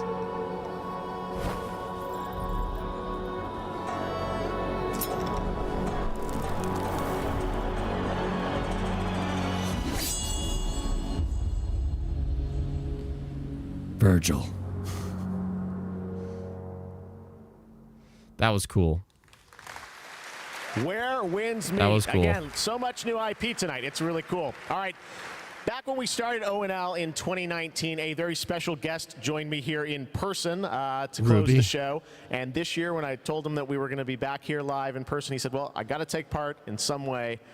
So please say hello to my good friend, Hideo Kojima. Mr. Kojima? Thank you, Jeff. Oh, who's that person? Hi, Spotify. I use Spotify to make my music. Oh, God damn it. 今回は別のニュースのお知らせとなります。Okay. この度9月から、僕のポッドキャスト番組を Spotify でなんと独占配信することになりました。Oh. He's gonna have his own podcast? 英語版と日本語版をそれぞれ同時通訳を交えて制作するというですね、新しい試みです。全世界のリスナーに向けてお届けをしたいと思います。またですね、ジェフ・キーリによるエンタメ業界ニュースのコーナーもレギュラー化の決定です。第1回の配信は9月8日を予定しております。各分野を代表するですね、超スペシャルゲストも登壇予定です。Wow. ぜひリンクをチェックして楽しみに待っていてください。以上、小島秀夫でした。ありがとうございます。Okay. Not gonna lie. Brain structure. I'm actually down for that because I want to listen to developers talk about stuff. This year, they've got I'm very curious to hear that. Booth experience for those of you here in person, and for those of you at home, we've got a brand new trailer that shows you more of this incredible amusement park simulation game. I'm actually not like that wasn't a hype announcement or anything, but I'm down for that.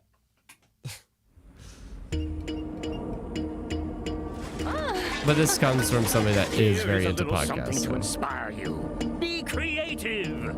Spot it if I made it here before Nintendo. Nintendo's not touching this. They're saving all their stuff for their Direct next month. And this was shown previously. An amusement park sim game. Yeah. Yeah. Loves homie, what?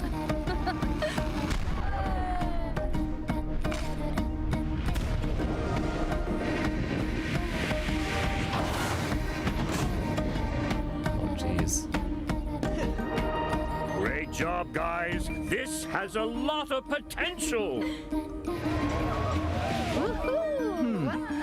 You wore the purple suit on purpose. Beyond. Ta-da!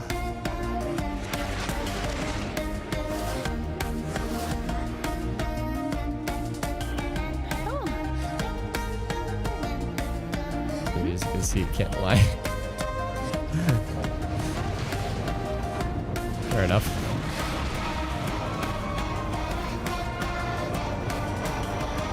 I'm actually curious about that Kojima podcast, dude.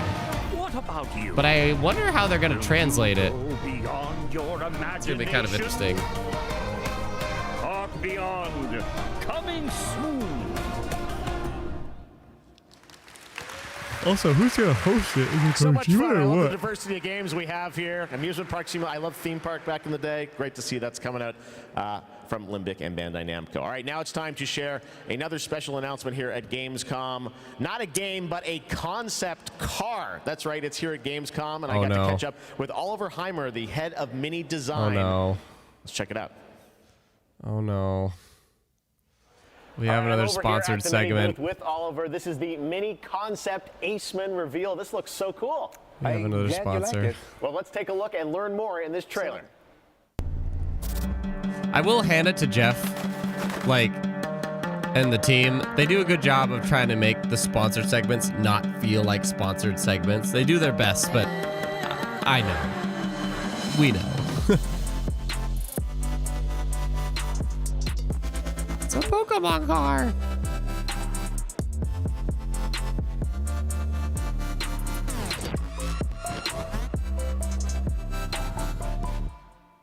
Oh, this looks so cool. I have so many questions for you, Oliver. First of all, I want to ask you about this partnership, a car with gaming features and Pokemon. How did this come together? Yeah, first of all, let's talk about Gamescom. You know, Gamescom is one of the core events of femdom pop culture. And as we ourselves are a part of that pop culture, we don't want to miss out such a great event. And the Pokemon Company International and we have a lot in common. We're both iconic brands. And Mini is more than a car. It's a character. You partner to explore the world. And the world of Pokemon is full of unique characters with special powers. So we share a love for distinctive design and strong values. Whoa. Well, I'm going to ask you your favorite Pokemon in a minute, but first, I want to ask about the gaming features. We saw a little bit in the trailer. Tell us, break it down. Why does this appeal to gamers? So, first of all, it's all about the Aceman's gaming features. It's designed to be playful, as the brand is. The Pokemon mode welcomes you inside of the car, and then you can connect your gaming console to your Mini. And all you notice is a lot of details referencing Pikachu in particular. Yeah. The Aceman is fully electric, just like Pikachu is an electric type. So they're a perfect match. Is there an overarching motto to this partnership? So indeed there it is. We asked ourselves the question, what is if a car could connect it with your gaming console, just like it does with your smartphone? So we are promoting a playful mindset, just like our brand and Pokemon. So our Gamescom claim is play on, never stop playing. But speaking of never stop playing, will we see you next year at Gamescom as well? Yeah, we plan to stay in the game and play on for sure, like we always have from the get-go. So everyone. Stay tuned. Awesome. All right, Oliver, thank you so much. But we've got much more. What does it do? What does it do? You said it links to your console, but what does that mean? What does it mean for it to link to your console? Whatever, man. Is a first-person Whatever. This is coming out next month. Dark future of Warhammer 40,000. I actually do want to try this out, though. Welcome to Tertium, a Dark Tide hive city on the brink of destruction. You are a reject. You can play inside your car. Well, they don't show the TV or anything like that, or a controller. It just shows it light up. That's it. They don't show what happens when you connect with it. And, if necessary, die for the Emperor. You can expect no help. No reinforcements. You are Tertium's last line of defense.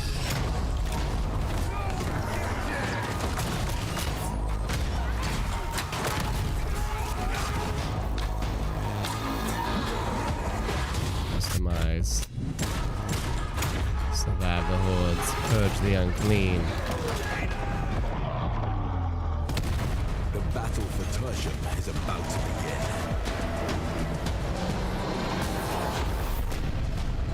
Rejects will rise.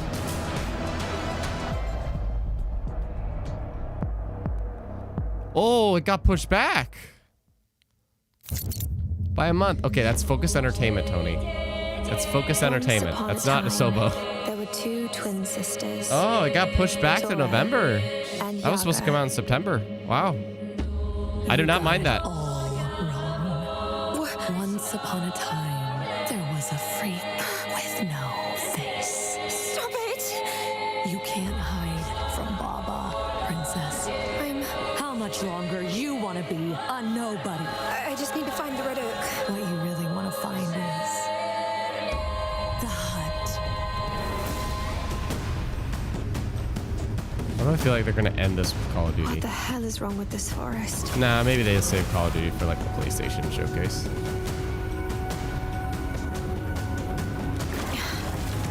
Not bad. Pokemon will never die. Shedhawk, Pokemon will never die.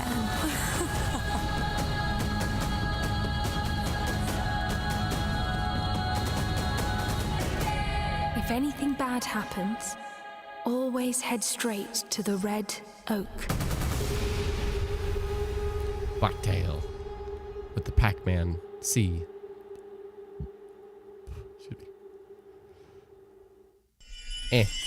Red Bull gives you wings. All right. Okay. Red Bull gives you wings. The show is going exactly as I expected. Nothing unexpected has happened so far. I hope they do something towards the end to like close it on a good note. I'm really happy about that Gotham Knights trailer. That Gotham Knights trailer was actually pretty pleasing. Still not enough for me to get the game, but it looks super cool. Especially getting a lot of story beats. That was a pleasant surprise for me. Please tell me this isn't Crossfire. Is this Crossfire? Yeah.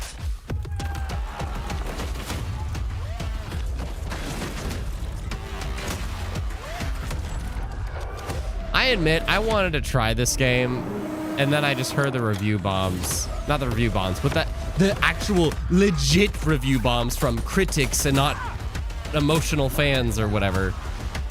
But yeah, no, the critics didn't enjoy this game. And I admit, they kind of scared me out of it. Just like I wanted to play Crackdown 3, and the critics scared me out of it. I should at least try it at some point, though, so I can at least have my own opinion. What the hell? At least the multiplayer. They said the multiplayer part's a lot better than the single player, but it just doesn't really doesn't feel much different from other shooters out there. So for a final award, but don't worry, there is more on Saturday, so make sure to not miss our award show on Saturday. But here are your nominees for the most wanted Sony PlayStation game. Are you gonna actually mention all the ones coming out? The Dark Pictures, The Devil in Me. I don't understand. I don't understand how they pick these. Lies of P. I don't understand.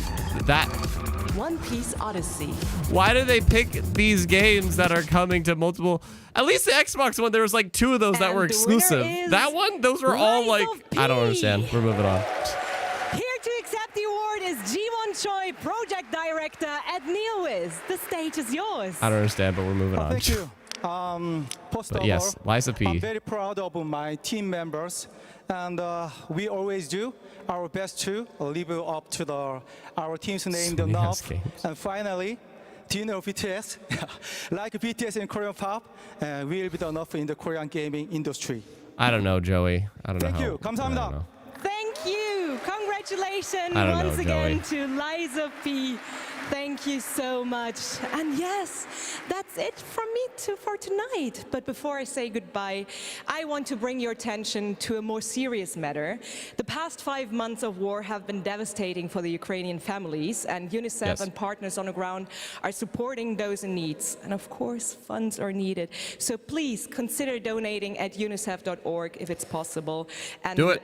Yes, we have to take care of each other. Gamescom also supports the development Send them a little bit every month. The language learning game for Ukrainian children. Antura is based on an app which was made for Syrian war refugees to learn the local language. And I mean, in times like this, it is more important than ever to take care of each other. And I hope you keep that in mind, not only for Gamescom this week, but way after. Thank you so much. That's it from me, and have a wonderful Gamescom. Jeff, back to you. Thank you, Melly. Great to have you with us. Thanks for squeezing that in. We got a few more games to go. Now, one of the great things about Gamescom is we love to profile games made in Germany, and this next game was made by 4 students in Berlin. It was a big success on Steam, and now it's coming to a new platform, and we've got the announcement right now. 4 students in Berlin. They had their success on Steam, and now it's coming to Nintendo Switch. There. You happy? You saw the logo. A Steam game made by 4 students is coming to Switch. There you go. I can't believe that segment earlier. I can't get over that. Freaking. We have a special announcement from PlayStation. I'm really excited to share this with you guys, and I'm really happy that they allowed us to show it here. Take a look. A new controller. Cute, beautiful. Now we're going to get dark. The Outlast Trials. You guys excited there for you this go. game? The Outlast Trials. Is Hyrule we showed here? you last year at Gamescom Opening Night Live, and we haven't heard anything since really from the team. And everyone keeps asking me, when are we going to get to play this? Well, tonight we've got the world premiere of the brand new trailer, and yes, some news on when you might get to play it. Here we go. All right, here you go, Hyrule. Outlast Trials. I don't want it, sister. I agree. This is a VR game. This is in VR. No. Absolutely not. Absolutely not. Absolutely not. Not for me. But for those that want to live in misery, here you go.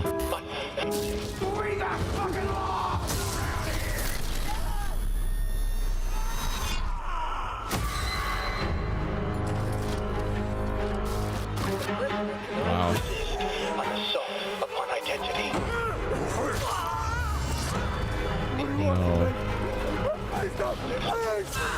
No. No. No. Pretty face. No. Progress in harmony. No. No.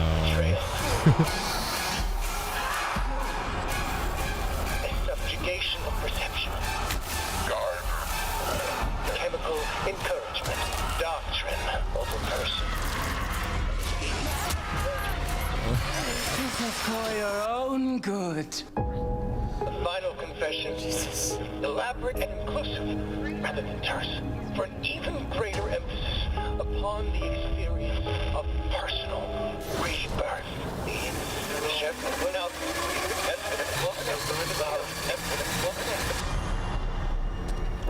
Political criminals are subjected to a literally fatal dispensing of existence by the promise of execution. Volunteer for closed beta, October 28th through the 1st. That's a very narrow margin. It's like play with us this weekend. Some people will get to play something this year, the Outlast Trials. All right, next and that's up, we've been a thing got for a tease while. of the first release from Embark Studios, which a lot of the veterans that worked on the Battlefield franchise in Stockholm, Sweden. They've got a shooter wrapped in a game show format where destruction is going to play a key role. What we've got here is a short tease with some actual gameplay in it. The full reveal is coming later in September. You can sign up starting now to get in to start play tests of this. Check out. The concept alone sounds really cool. He said it's going to be a very brief tease, but the concept of a game show ran by destruction as a shooter.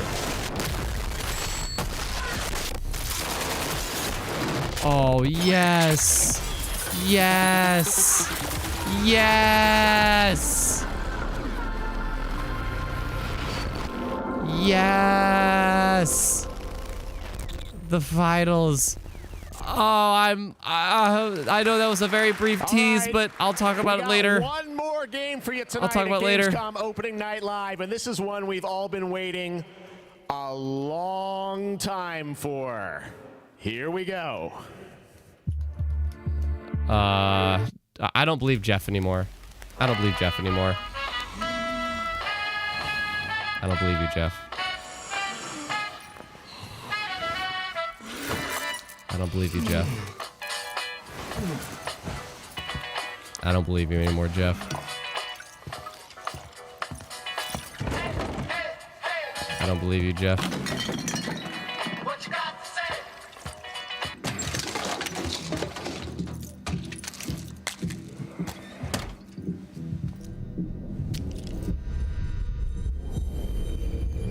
I don't believe you, Jeff.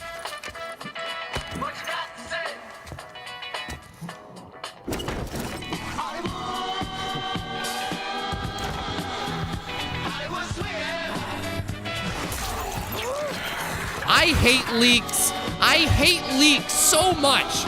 I freaking hate leaks. God damn it. This got leaked out a week or two ago. Oh, I hate leaks. God damn it. This would have been so hype.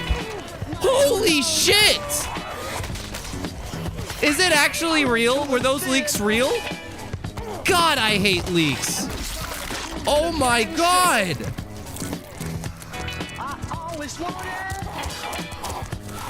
It's not dead.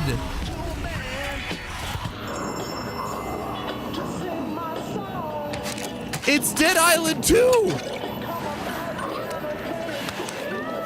It's freaking Dead Island 2.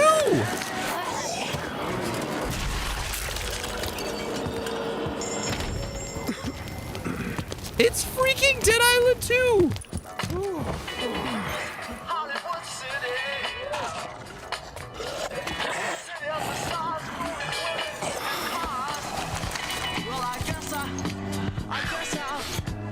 No fudging way.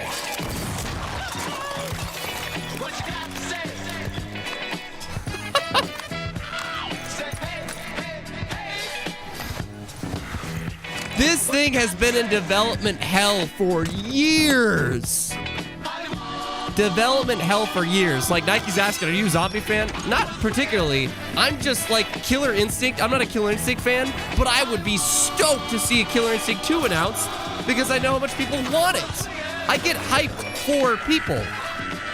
And this shit was announced so many years ago and it just seemed like it was a dead project. Holy fudge!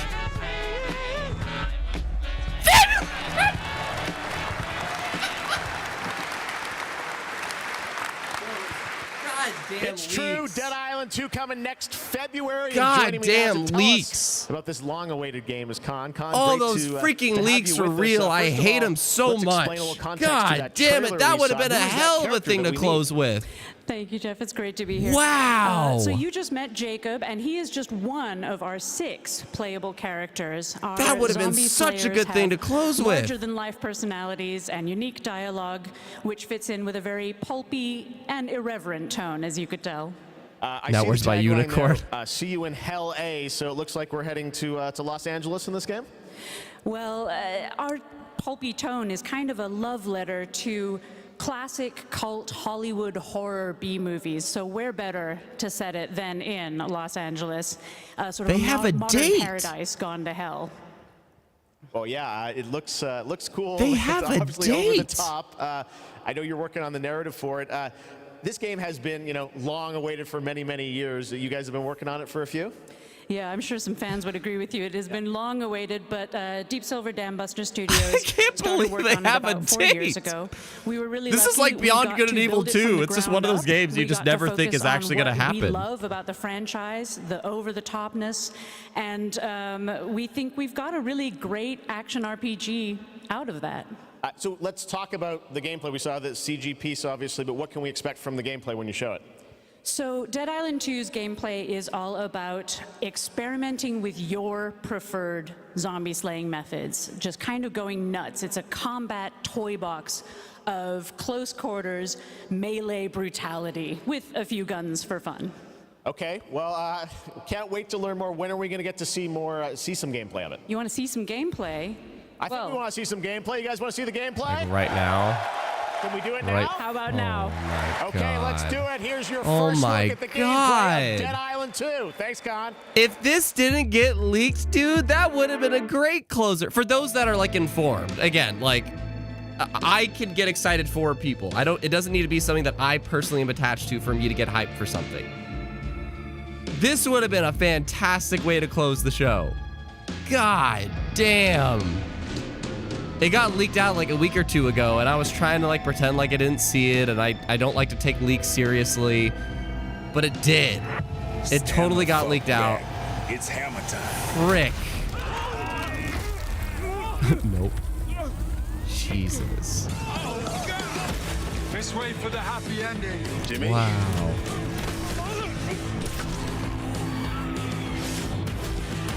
Over the top, first-person zombie Humanity killing. survival depends on the red gold pumping through my veins. Well, sounds like you're the star of the show now. This motherfucker.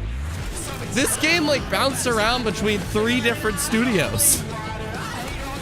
There were so many studios that this game just kept getting passed off to. It's probably not going to be good, but at least it's finally a freaking thing. Boom! God's a whiskey. I will not have this devil in my house. These cinematics are cool though.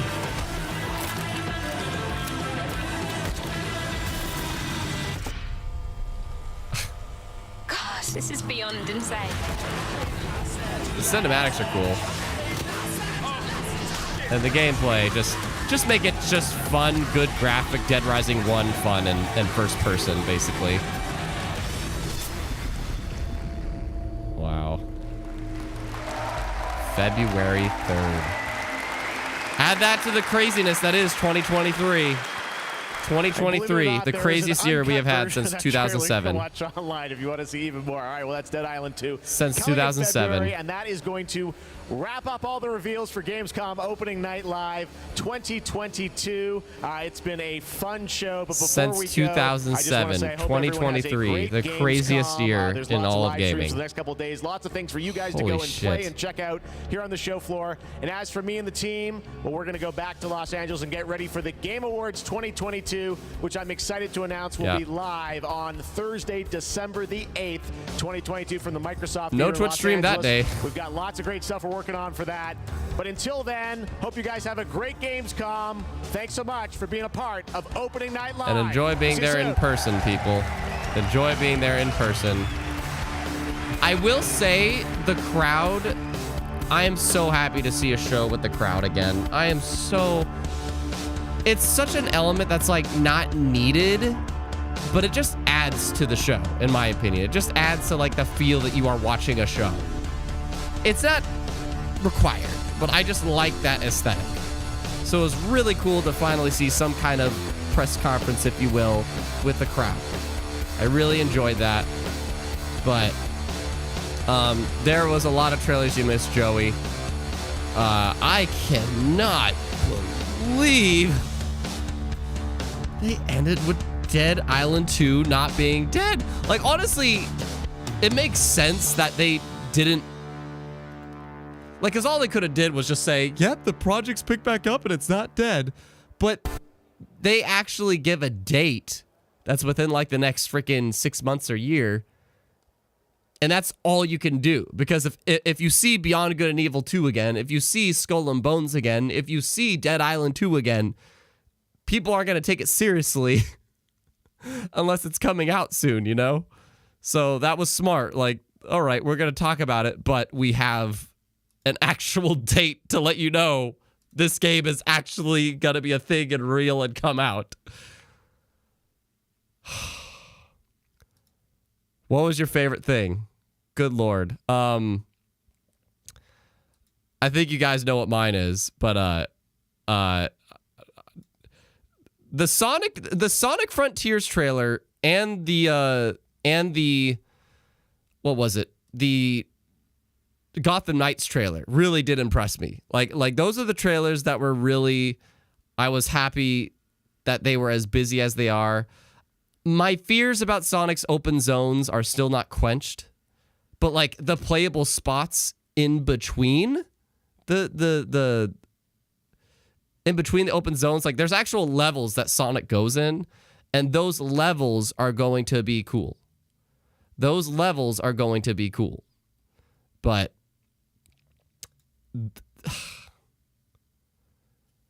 yeah, I'm pleasantly and the Hogwarts Legacy one too. The Hogwarts Legacy one, like there was good trailers here. I'm trying to find some like music. Where's everybody else's favorite thing so I can stop rambling and interact with you? But God. Being in a desert as Sonic sounds cool. Just running in the open fields, open desert, open plains, whatever. I like that. I'm trying to get some music going, but come on. There we go. That's so chill. Wait, Sonic Mania music. That's what I want. I want the Sonic Mania music. I don't want it to be like, oh, I'm gonna make you fall asleep kind of a thing. Boy, oh boy. Really quick, I'm just gonna put that back on. Okay. Most hype things for people was Zach says the Pinocchio one. I am with you on that. The open world does not look finished, Alex. I agree. The open world does not look finished. I'm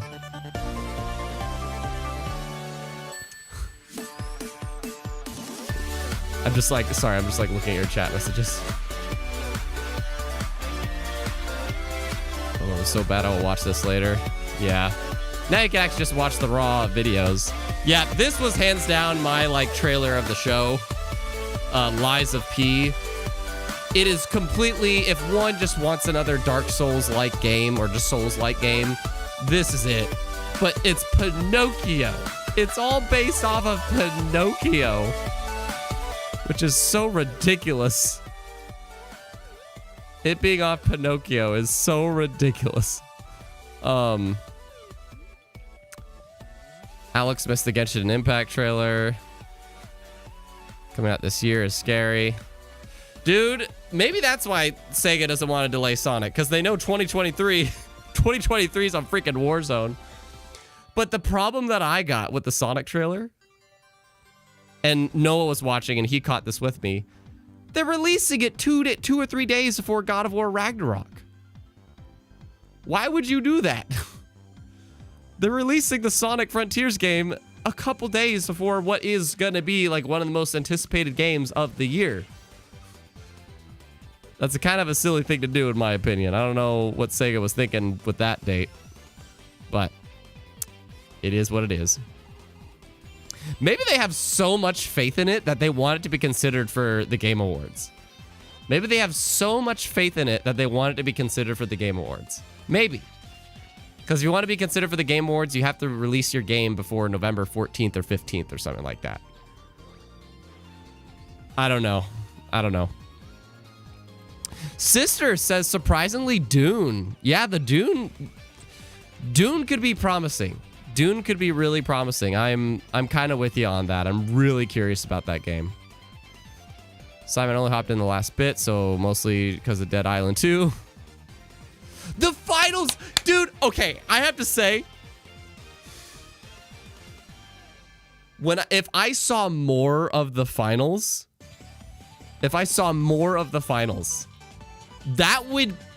I think that would easily have been mine.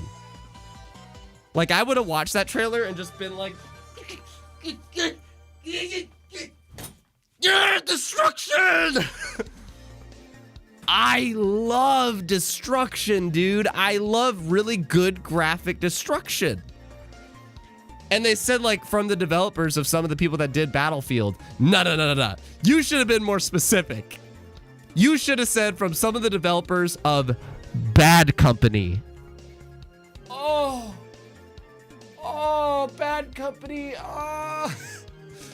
Bad Company had the coolest destruction I have seen for like a multiplayer first-person shooter game. And it gave me flashbacks of that. It gave me such flashbacks of that, and I freaking want it. So I will look forward to seeing more about the finals, because it just gives me Bad Company 1 vibes all over again.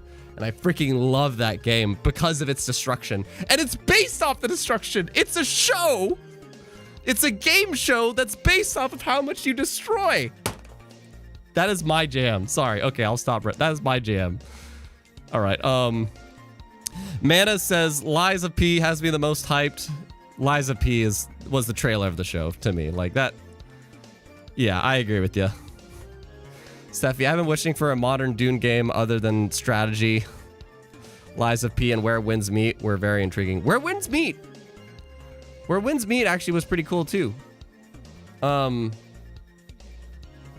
see if I can. Which one? I just want to remind myself. Oh, that was the either Asian one. Yeah. This was a really cool reveal trailer. I will say that. Liza P was already previously announced, but Where the Winds Meet, this was a really good reveal trailer. Alex, why do so many developers always try to beat larger titles? I don't know. I don't know why they do it.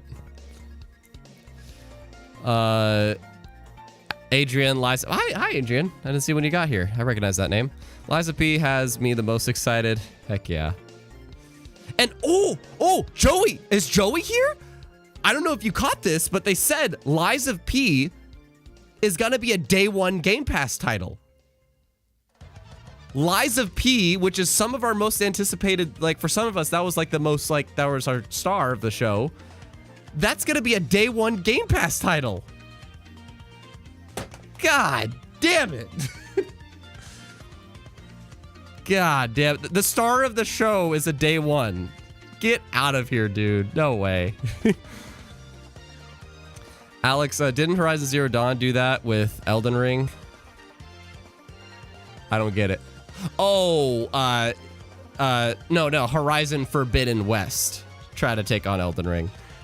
And they kind of announced their release dates around the same time, so there's probably stuff behind the scenes that we don't know, but no, yeah, some people will choose on which one to buy because people don't want to buy two $60 games. I feel like I'm missing context to that one. I'm not sure. Sister, I have to watch The Life of P1. I was busy while that was showing.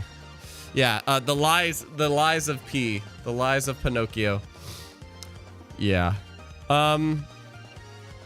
The Hogwarts trailer. That was in our chat. That was the most anticipated game to see here.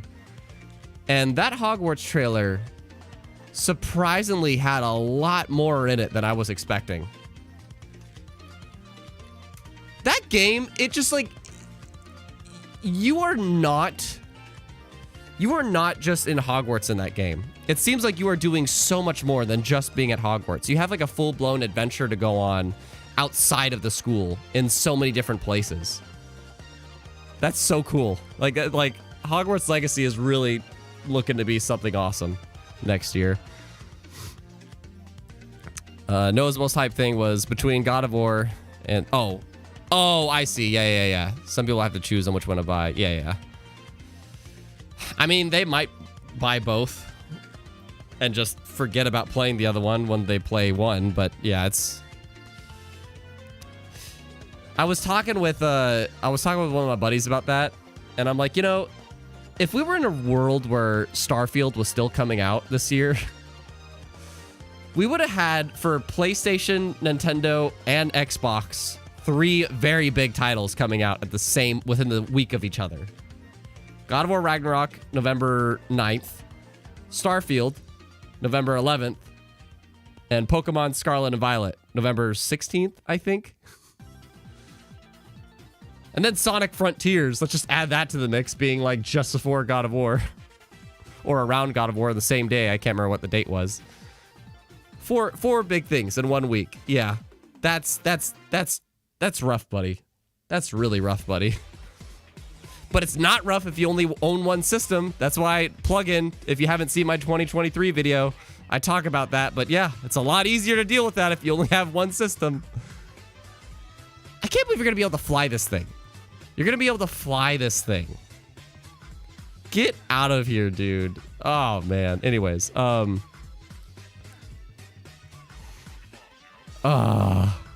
Sister's happy about Hogwarts. I can't wait to pre-order. Really impressive. But overall,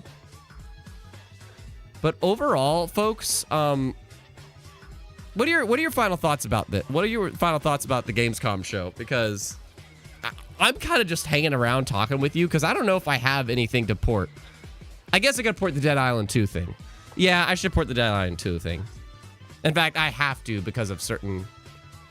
My Goat Simulator 3 reaction blew up. Yeah, I guess I have to port that one, but that's about it. The Trials. What did I miss? Yeah, you missed the Trials trailer, Simon. What's everybody's general thoughts? I think it was... I mean, it was exactly what I expected. It was like a C+. Like it was top tier okay to me, as most of Jeff's shows are. And I wish the Game Awards was not turned into yet another one of these world premiere shows, if you will. Because I watch the Game Awards for the awards. I don't need to see trailers. But if I was watching it for the trailers, it's always a C+. I feel like it's always a C+. It's very rarely gets to the B tier for me personally. But there were some good nuggets here. Like, there were some really good nuggets here, and the show kept flowing sometimes. The PlayStation controller thing was such a weird move. But it was okay. I'd give it a C+. What do you guys think? In fact, before we go, can I... Yeah.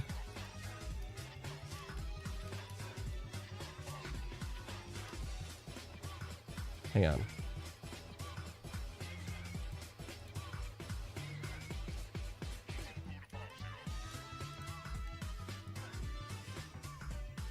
I'm going to put a poll up. What would you grade the Gamescom show? What would you grade the Gamescom show? Sister, the second half got really boring, but it was nice noise to get, though, through my workday. Noah, good, but the order of how things got released fell flat. Yeah, they could have... I think they could have saved some of their bigger things that they did in, like, the first half hour for, like, the middle area. But that's how Jeff's shows always go. He like, explodes his load right away. Here's the new Smash character within, like, the first 10 minutes of the show.